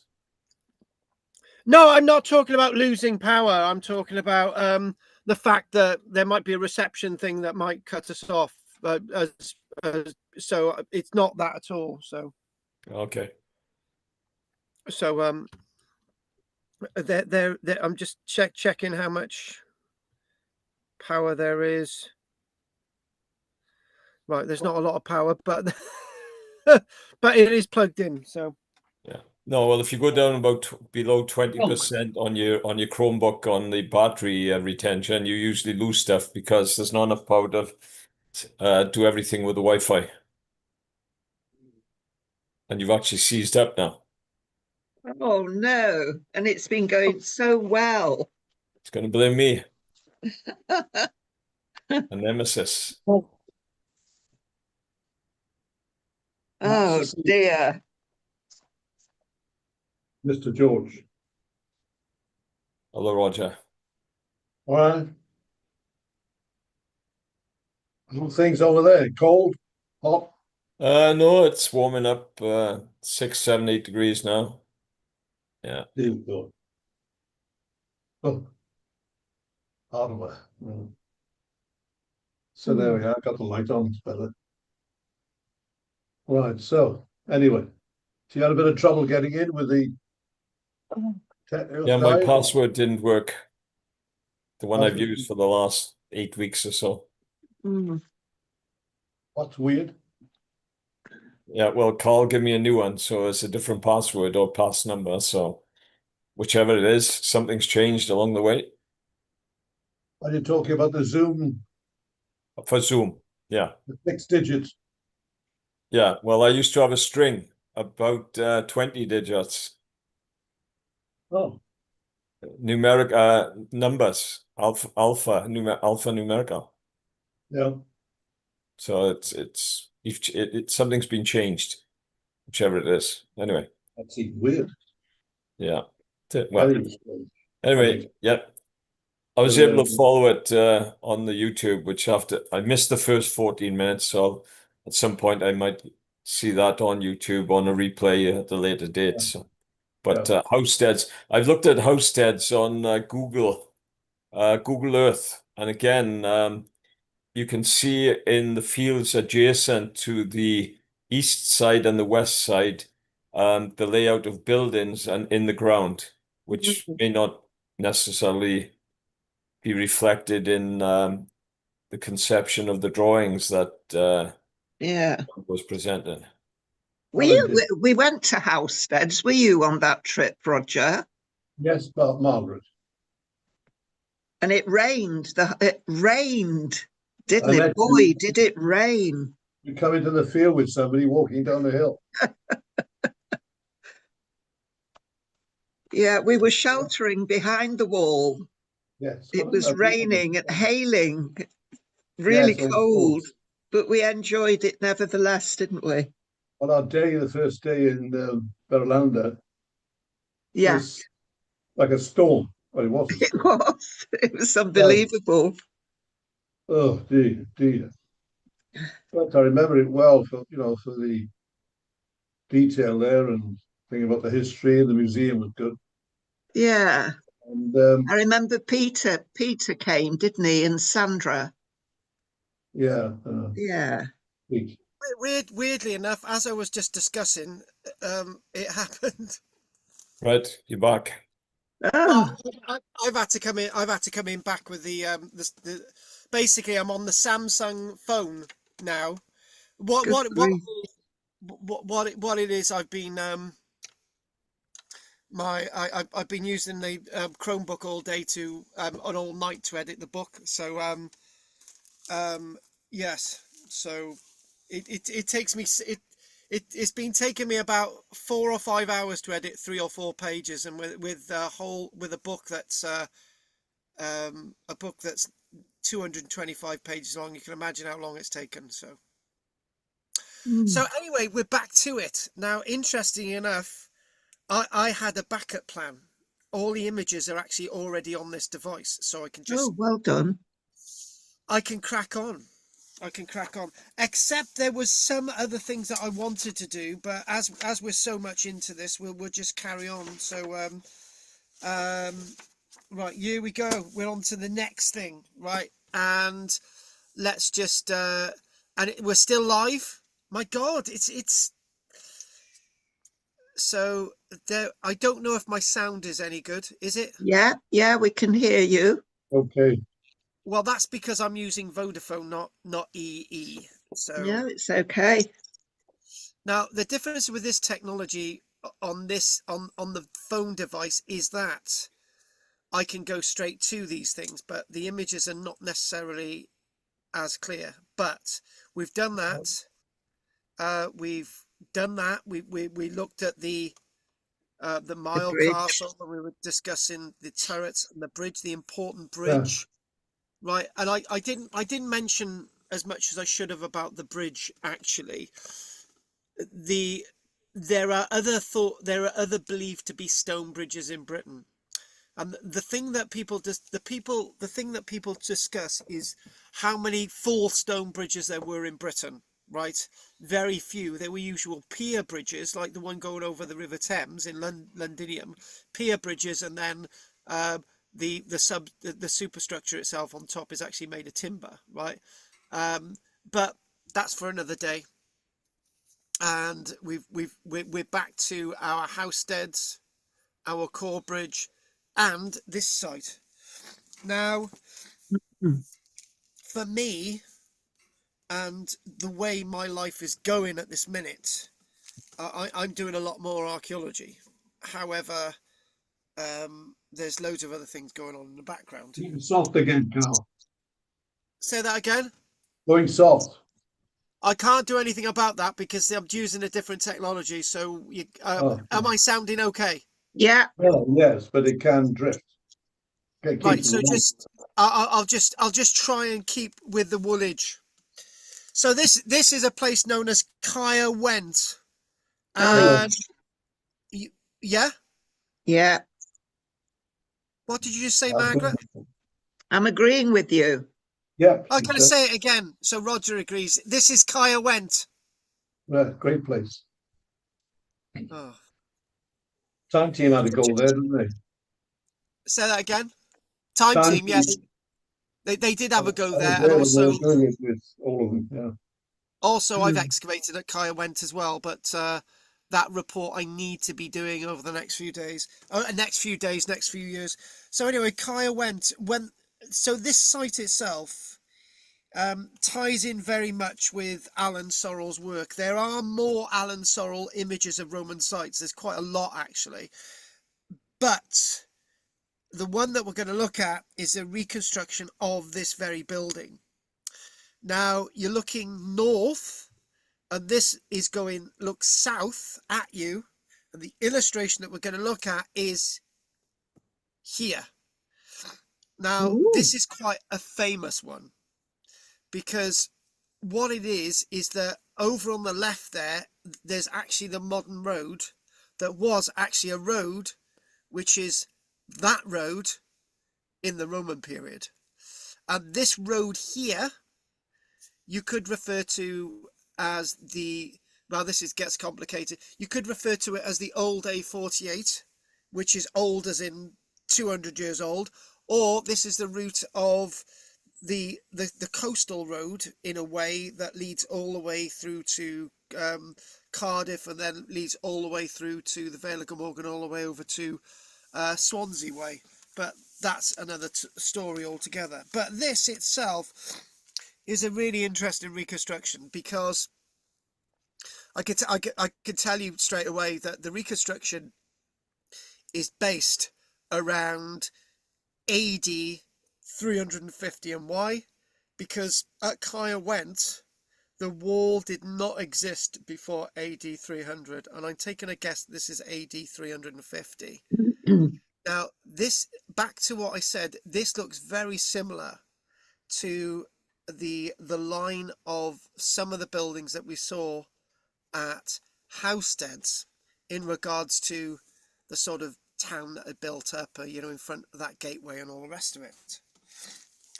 So looking at this, understanding this, what we can say, that you've got stone footings, and then you've got timber framed walls above.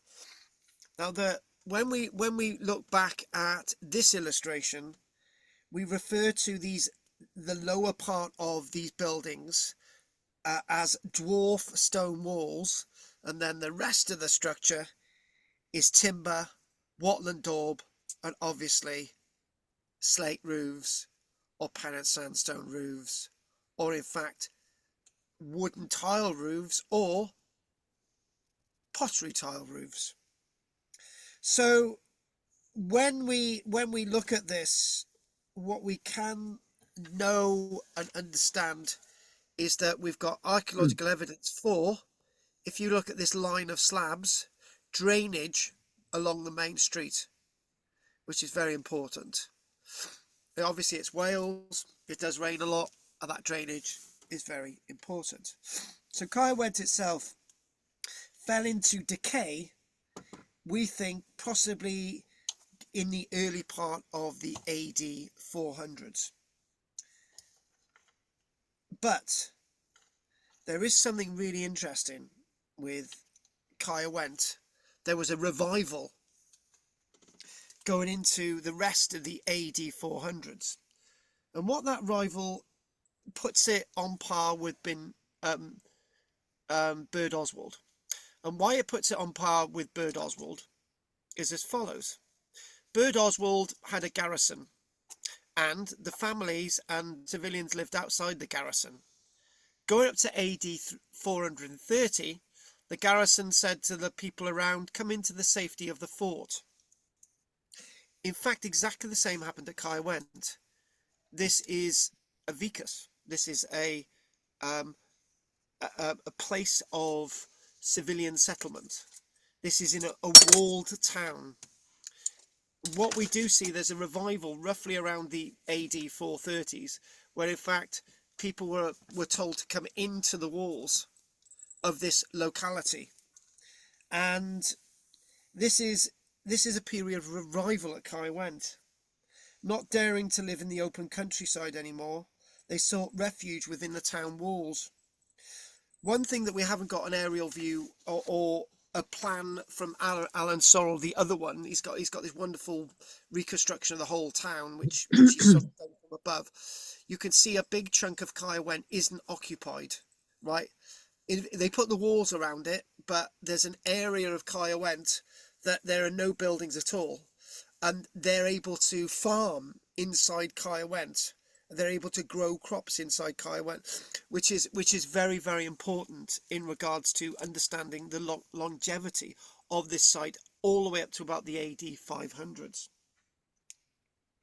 So what we do have is there's a building over here that is actually the basilica, but in front of this, which is off screen, is in fact a church.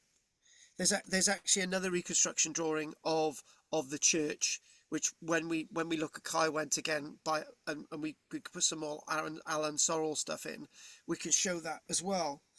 So this is a really, really interesting site. It's a really, really powerful site to try and understand Roman era Britain. But I'll say this: Caerwent is not a place to try to understand the whole of Roman era Britain from. In regards to Londinium, we could just study Londinium. We could think, right, there's a beginning and there's an end, and then something happens afterwards. We can't do that with Caerwent because it lives on. It does live on. And when we think about the typical idea of Caerwent, we've got this long sort of building here on the left, long building on the right. We've got this long building, and we've got sort of a little sort of courtyard in the middle between these two properties. We could probably associate, and this is where the people would have lived at the back in this sort of extended building. So this is typical shops. But when you think about it, if you take away that veranda in front, that would look very, very medieval indeed. And going from the east to the west gate with all the hustle and bustle of people in the foreground.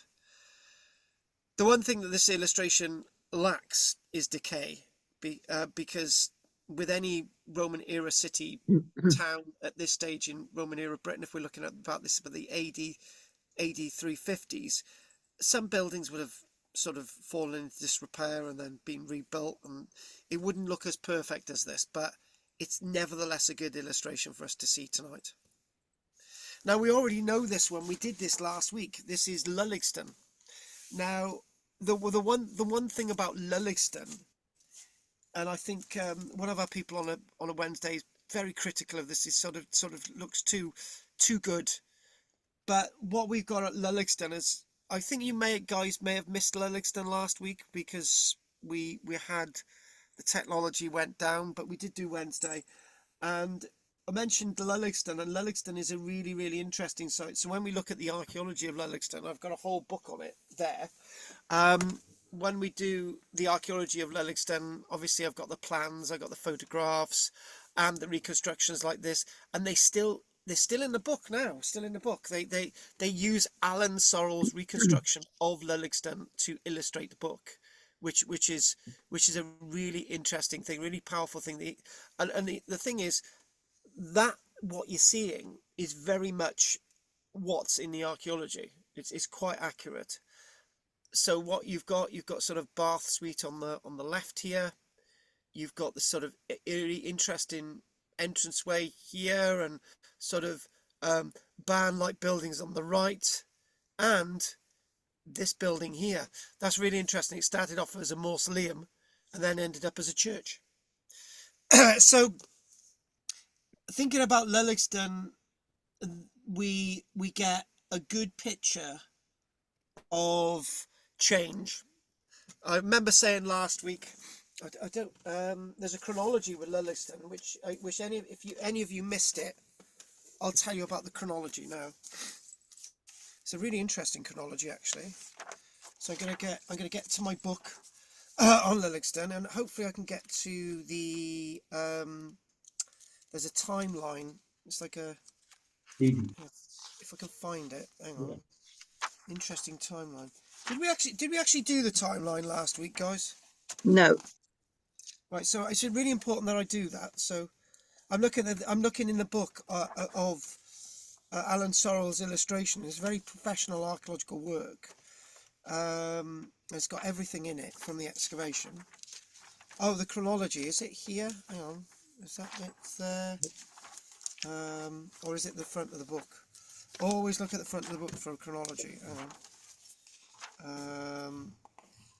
I wasn't going to do this, but I thought I would. Hang on, timeline.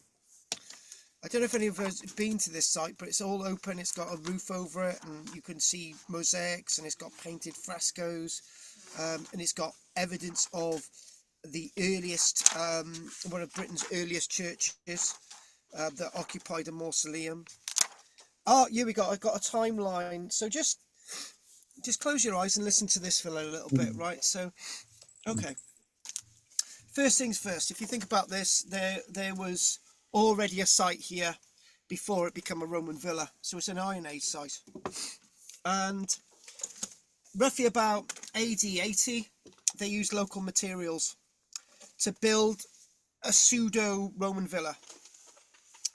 And those local materials, it was a site constructed by a native farmer who wanted to become Roman. So by about the early AD 100s, they built this site in the manner of a proper Roman villa. But something happened, and this is something that I wouldn't usually normally say. By around AD 180, somebody of Mediterranean origin moved onto the site. So in other words, the local British farmer, the local Romanized native, had moved away, and at that stage, by about AD 180, that building on the left, and there was a deep room. There was a cult room there with associated with the nymphs. Right, so this was about AD 180. Strange enough, after 20 years, my French, the Mediterranean family buggered off. They probably had enough. This is what the archaeology is telling us. So the house was abandoned, and by sometime around the 220s, the house was derelict, but it was transferred over to a tannery. Interesting enough. But then we go back to a reoccupation. By about 280, it's reoccupied by a completely different family. Really, really interesting. And we think we've got an idea of who this family was by the archaeology. But that's another lecture. And we know this local family because their loved ones were buried in that building behind the mausoleum. Mm. And so that's sort of a temple. And odd, what happens next is about 380, the baths are dismantled. So all of this is sort of dismantled in the foreground. And it sort of, the whole thing turns into some kind of a monastery, an early Christian monastery, about AD 380. And there's sort of a little bit of a family still there. They embrace Christianity, but they keep the deep room of the pagan cults still going with the nymphs and stuff. And that's then closed down. By about AD 390, it becomes a house of Christian worship, but probably proper monastery. And sometime in the 500s, there was a fire and the whole thing burnt down. But don't go thinking that it was burnt down because it was an event that caused the people to flee, and the site was burnt down. It probably burnt down because somebody didn't want it anymore and just set light to it. These things happen. It Set really, the chip really pan does. on fire. Oh my God! Oh, don't! Do you know what? Right, I've had a chip pan fire in the house. Oh, it's the most terrible thing. I had this we'd just been given this. I had my daughter. Yeah, it's my first daughter. She was upstairs in bed, right, and I went downstairs to make chips, right, and there was this brand new top that somebody had bought her in the kitchen, a nice fleecy top, right, and somebody rang me up, and I said, look, I've got the chip pan fire on. I've got my daughter upstairs. And this person said, oh, this is a really important phone call. You've got to speak to me. And I said, no, I don't speak to you. Next minute, the kitchen's ablaze. Oh my God. So I take this little top and I put it on top of the chip pan fire as we're always taught, right? Mm. This brand new top, right? And yeah, I did the stupid thing, didn't I? I brought the top off the bloody thing, and fumes went everywhere. Oh dear. Chip pan fire, just you put it out and you put the chip pan outside. Don't, whatever you do, remove the top of the thing. Exactly. So anyway, let's go somewhere else. Where I've been here. This is a place known as Giles Hoff, right? And this is a rather interesting site on Shetland. Ah, And yeah. the reason why I'm mentioning this is because we're forgetting that at the same time that people are living in Roman era Britain, south of the Gascoigne, south of the Antonine Wall, south of Hadrian's Wall, there are people living in an Iron Age way in regards to Giles Hoff. Now, what we've got in front of us is a drawing. It's really interesting when you look at this. We'll go on to an Alan Sorrell illustration. Look at that. Doesn't that look great? Mm. And that is precisely what's there. Exactly what's there. 100% what's there. And interesting enough, he basically says the drawing shows the late Iron Age settlement as it might have appeared in about AD 450. So this is developed. So AD 450 is basically, the end of the Roman era in Britain. But leading up to AD 450, this block has been, this has been standing for about 400 years. It's an amazing structure. And we seem to forget that, in a way, if we think about Britain, it's one big island, right? And there are rocks in Caithness in northern Scotland. So if you include Orkney and Shetland, it's one big sort of archipelago. And at that very same moment, being an archipelago, right, Iron Age is continuing.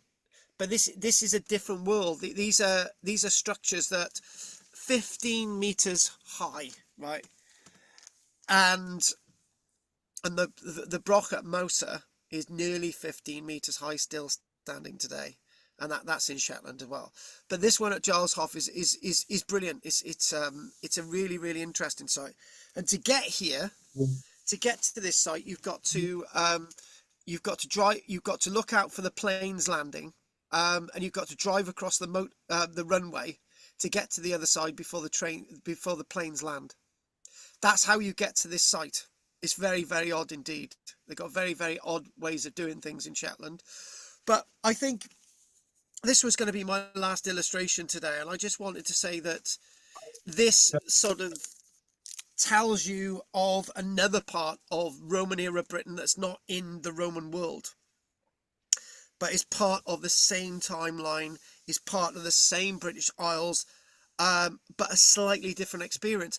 But there is one thing that what we do find with Shetland and what we do find with Orkney and some of the inner Hebrides as well, is what we do find is that there's lots of Roman material scattered around.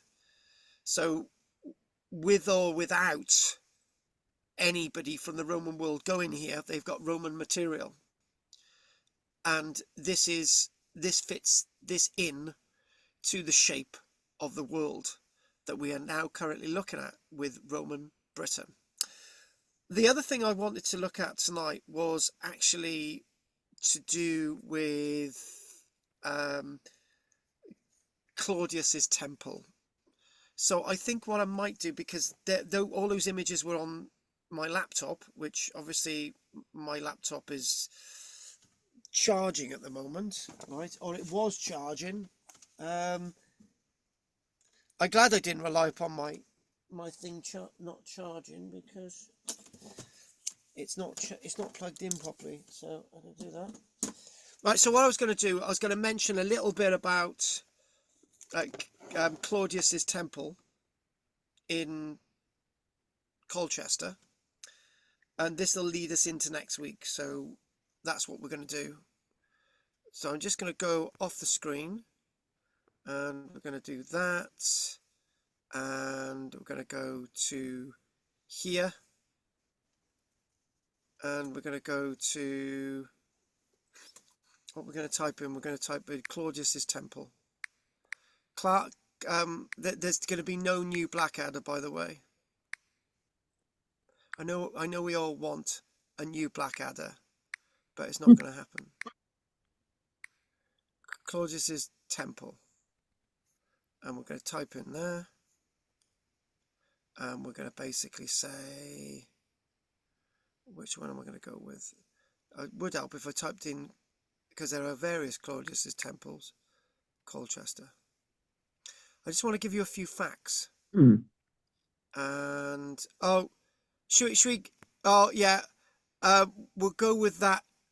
We're loving that. I love that one.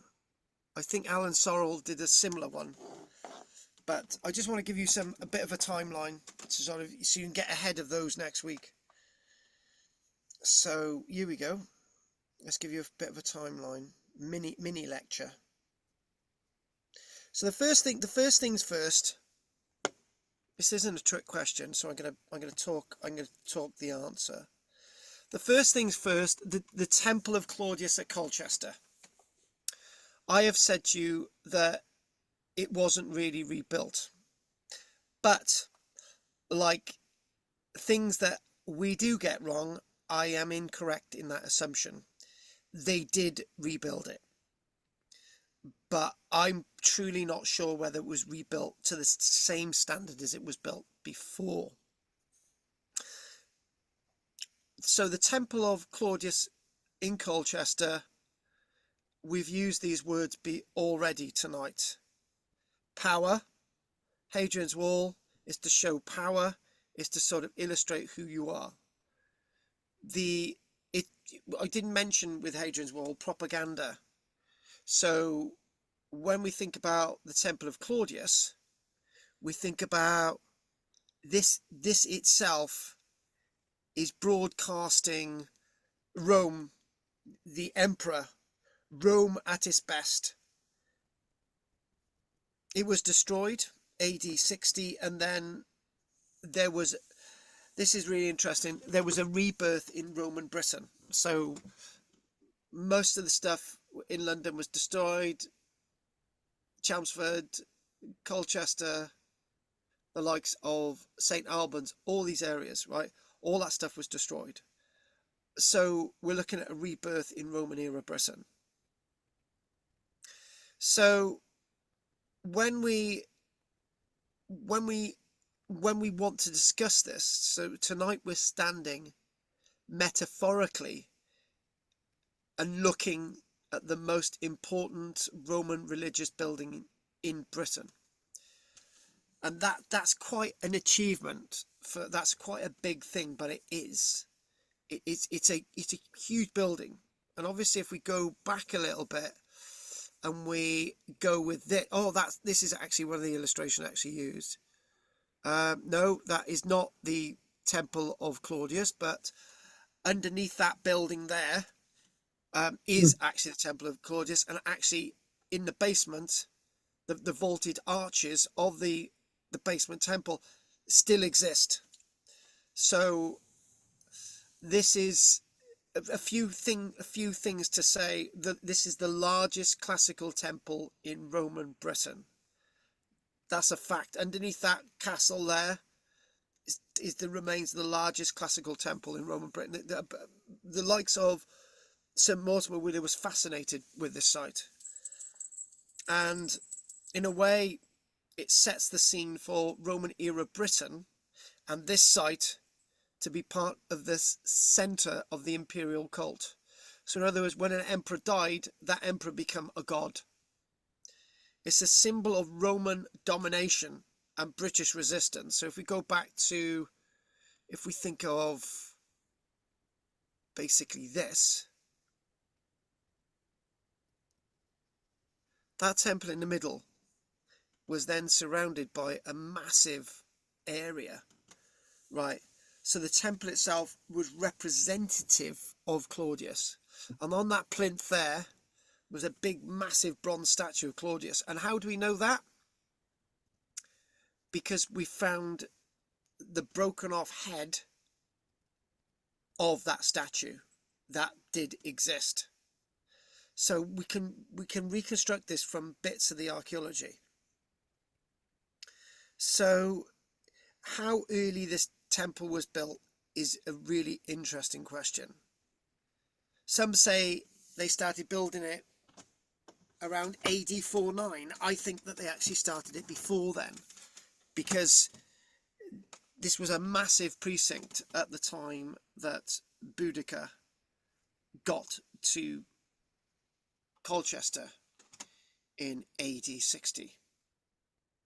This was started whilst Claudius was still alive and completed and dedicated after his death when he was a god. So this is a temple associated with a god. So most illustrations show that temple in the middle. They don't show all the other massive bits and pieces that we're now actually thinking once existed to broadcast the cult of Claudius. We do believe that the height of this was a whopping 20 meters high. So if you want to compare that with the Brocha Mosa, which would have just been over 15 meters high at its time, would have been the biggest structure in Shetland, right? The biggest, one of the tallest structures in Roman era Britain, other than the lighthouses, was this temple itself. It was surrounded by what's known as a religious precinct, known as a temenos. And this itself, what we do find is that most of the guts, the nuts and bolts and the guts of this, they actually used flint and they used chalk, and then for the finer detail they brought marble in and all those other gubbins. So if we want to think and we want to look at, okay, there's concrete there, but there's a reason why there's concrete, because there's been subsidence. But you can actually see there that these are some of the vaulted arches of the original Roman temple. So the temple, as we will see with the lecture associated with Boudicca, was a temple associated with oppression, forced taxation, and cultural dominance. We're saying that this temple is bigger than anything that you've been able to create. But I think the Orcadians would be slightly in disagreement with that, with their massive block. But the Romans probably didn't know about most of them anyway. So the stronghold of eternal domination, that's a quote from Tacitus, but obviously we're not doing history. So when we do look at the archaeology, right, and we do codify ourselves with the information, and this basically, this temple is dedicated to the province of Britannia on that inscription in Latin. The archaeology tells us, not what Tacitus is saying, the archaeology tells us that the people defended this site for at least 2 days, right? It was besieged for 2 days. So we've got some evidence of that in the surrounding archaeology, in that big thick black layer. But obviously as they rebuilt this temple, we're finding that evidence from other places around the site within the temenos of the religious precinct of this site. That's where we're getting that evidence from. So key to this, it's when Boudica gets here, it's not just about destruction, but it's about destroying something that represented Roman authority that Boudica wanted to get rid of. This is what we're talking about. So the temple was destroyed, and it's very likely that 1 year after the Boudican rebellion, they started rebuilding the temple to make it stronger, with defensive walls and a town and temple that was bigger than before. So again, lots of this is a learning curve for me. So what the Romans did, they didn't just abandon the site. They increased the statement by rebuilding it. They're telling the world that the Romans haven't gone. You may have destroyed it, but we're actually building a new one. So they built bigger, they built better, and when you destroy Rome, we build it bigger, and it makes a long lasting mark on Britain. So as we're coming to the end of this, just a few sort of final points, and if we go to another image, and maybe go to just looking at the outside of the sort of castle, but and lots of the stuff around the base is associated with the Roman site itself. By roughly around AD 380, 390, it was converted to Christianity. It was no longer a temple associated with Claudius. It was a temple associated with Jesus Christ. What we do know is that the fabric of the structure was so brilliant, it was still standing 500-600 years after the Roman era. So we're talking about AD 1000. And at that stage, it got to a ruinous state, and the Normans decided to convert this into a castle. But in many ways, the legacy of this site and the basement and the Roman arches, and actually 90% of all the material that was used in this castle is Roman. All those things at the top are Roman tiles. You can see bits of marble. All these bits of things are all from the temple. All of the stuff. And so they rapidly rebuilt and made this better. So final interpretation. So the Temple of Claudius represents Roman power imposed on Britain. It also represents native resistance and Roman resilience and propaganda to make this part of the Roman Empire. The temple is part of the Roman Empire. It's the emboldened embodiment of the Roman Empire. The single best archaeological symbol of the clash between Rome and Britain, Colchester. Closing line, we're finishing now. If you stand in the... let's just see if we can get some more vault images. Hang on a minute, because I want to mention this. That was found in a river not too far away from Colchester. Quite a famous bronze bust. That was probably the statue that adorned the outside on that plinth. That's what it's not just presuming that there was a statue on it. There it is. That's not rocket science. That's basically there we go. You can see that the temple precinct dominates Colchester. It really does. It's massive, huge. And actually there's I don't know if you were with me that night, Roger, but there's the theatre building. We visited a bit of the theatre at night, actually. And what I'm going to do there, that'll do. There we go. That there. This is actually the stonework of the vaults, and it's so good it still supports the thousands of tons of stonework above that made the castle. When I say thousands, am I about right there? Probably about 1,000. So closing line on this finally, if you stand in the vaults beneath Colchester Castle today, you are not just in a Roman building. You are standing inside the monument when Britain first rebelled against empire and Rome came back stronger. And that is everything that Rome is, and in fact, what everything Rome isn't. So that's where we're going to finish today, and it's been a bit of a learning curve tonight. And oh my God, look at that! That's not in Colchester, but what the hell is that? What is that? Right, I don't know. It looks good to me. Right, I'll have to look that up again. Right, okay. So guys, do you know, I got to find out what that is a minute. Sorry. Where's my doodah? Sorry. My Zoom control in on the brown sign. and what is this? Hang on. It's my Facebook page. Oh no.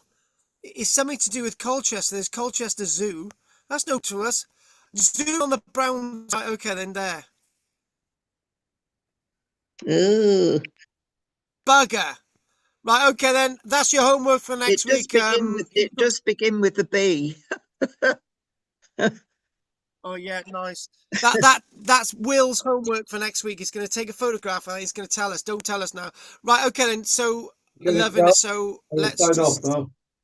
Okay, bye, hang Roger. on a minute. Hang on a minute. I've got to get back on a minute. Are you going now? Are you, Yes, Rog? that's it. Done. Interesting. Bye. Colchester. Bye. I've Be been I'll there. good. I'm going to I'll see you go next again. week, Roger. No Good night, Rog. seducing many women. See you all. Well done, Will. See you Good night. hopefully. Bye. Roger. Okay then. Yeah, See when you're you. seducing any women, think of me. I'll see you soon, Rog. Bye. Right then, that's it. See you all. Bye. Oh, that was a bit weird. Right, okay then. Right, okay then. Will, anything from you, darling? No, that's fine. Some good images, reconstructions. I did look at Google with homesteads, and I note that to the east as well as to the south and a little bit to the north, there are outlines of buildings in the ground, more so than where they've Yes, there are. excavated or showing their excavations. And with Google Earth, you can go down and you can take your little man and you can go down inside the fort area and you can have a good look around. It's a great tool.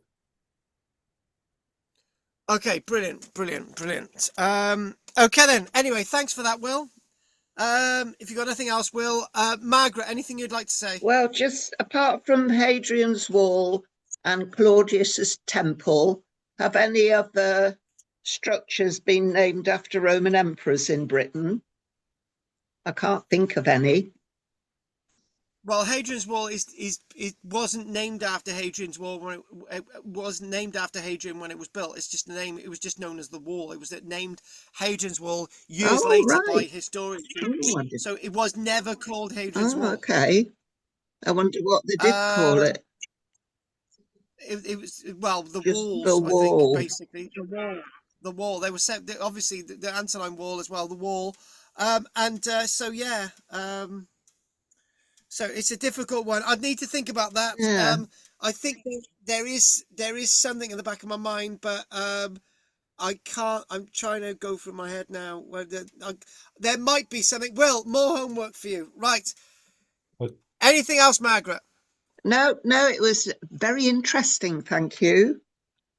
Good. I just got to make sure that I'm not doing any book editing next week, and I get the laptop fully working. So, right. Okay then. Judith, anything from you, love? No, nothing from me, thank you. Very good. Oh, well, that was nice and easy tonight. Yeah. Okay then. Well, I'm back on tomorrow anyway, so that really worked better. David liked it, so he had a better experience, and Roger did as well, so that was good. So no Andy, but Gina next week hopefully as well. So, okay. Margaret, Will, Judith, do you want to say anything else before we finish? No, thank you. Okay, right. Okay, then, well, we're going to call it a night. Thank you very much for joining me. Thank you for being patient night, and all. obviously the changeover with the technology. So, anyway, thank you, guys. Night-night, Margaret. Thank Night-night, you. Will. Bye. Bye. Bye. Night-night, folks. Bye. Night, Night. guys. Good night. Night-night. Night-night. Night. Right, okay. Let's look in the chat box. Nothing in the chat box. 1, 2, 3. Nothing in the chat box. 4, 5, 6. Nothing. 1, 2, 3, 4, 5, 6, 7, 8, 9. And that one 10, 11, 12. Nothing. 11, 12, 13, 14, 15. Nothing there. Done. Nostachi. Gwelwch eto. Don't forget to like and subscribe and join my channel. And they're going to there 1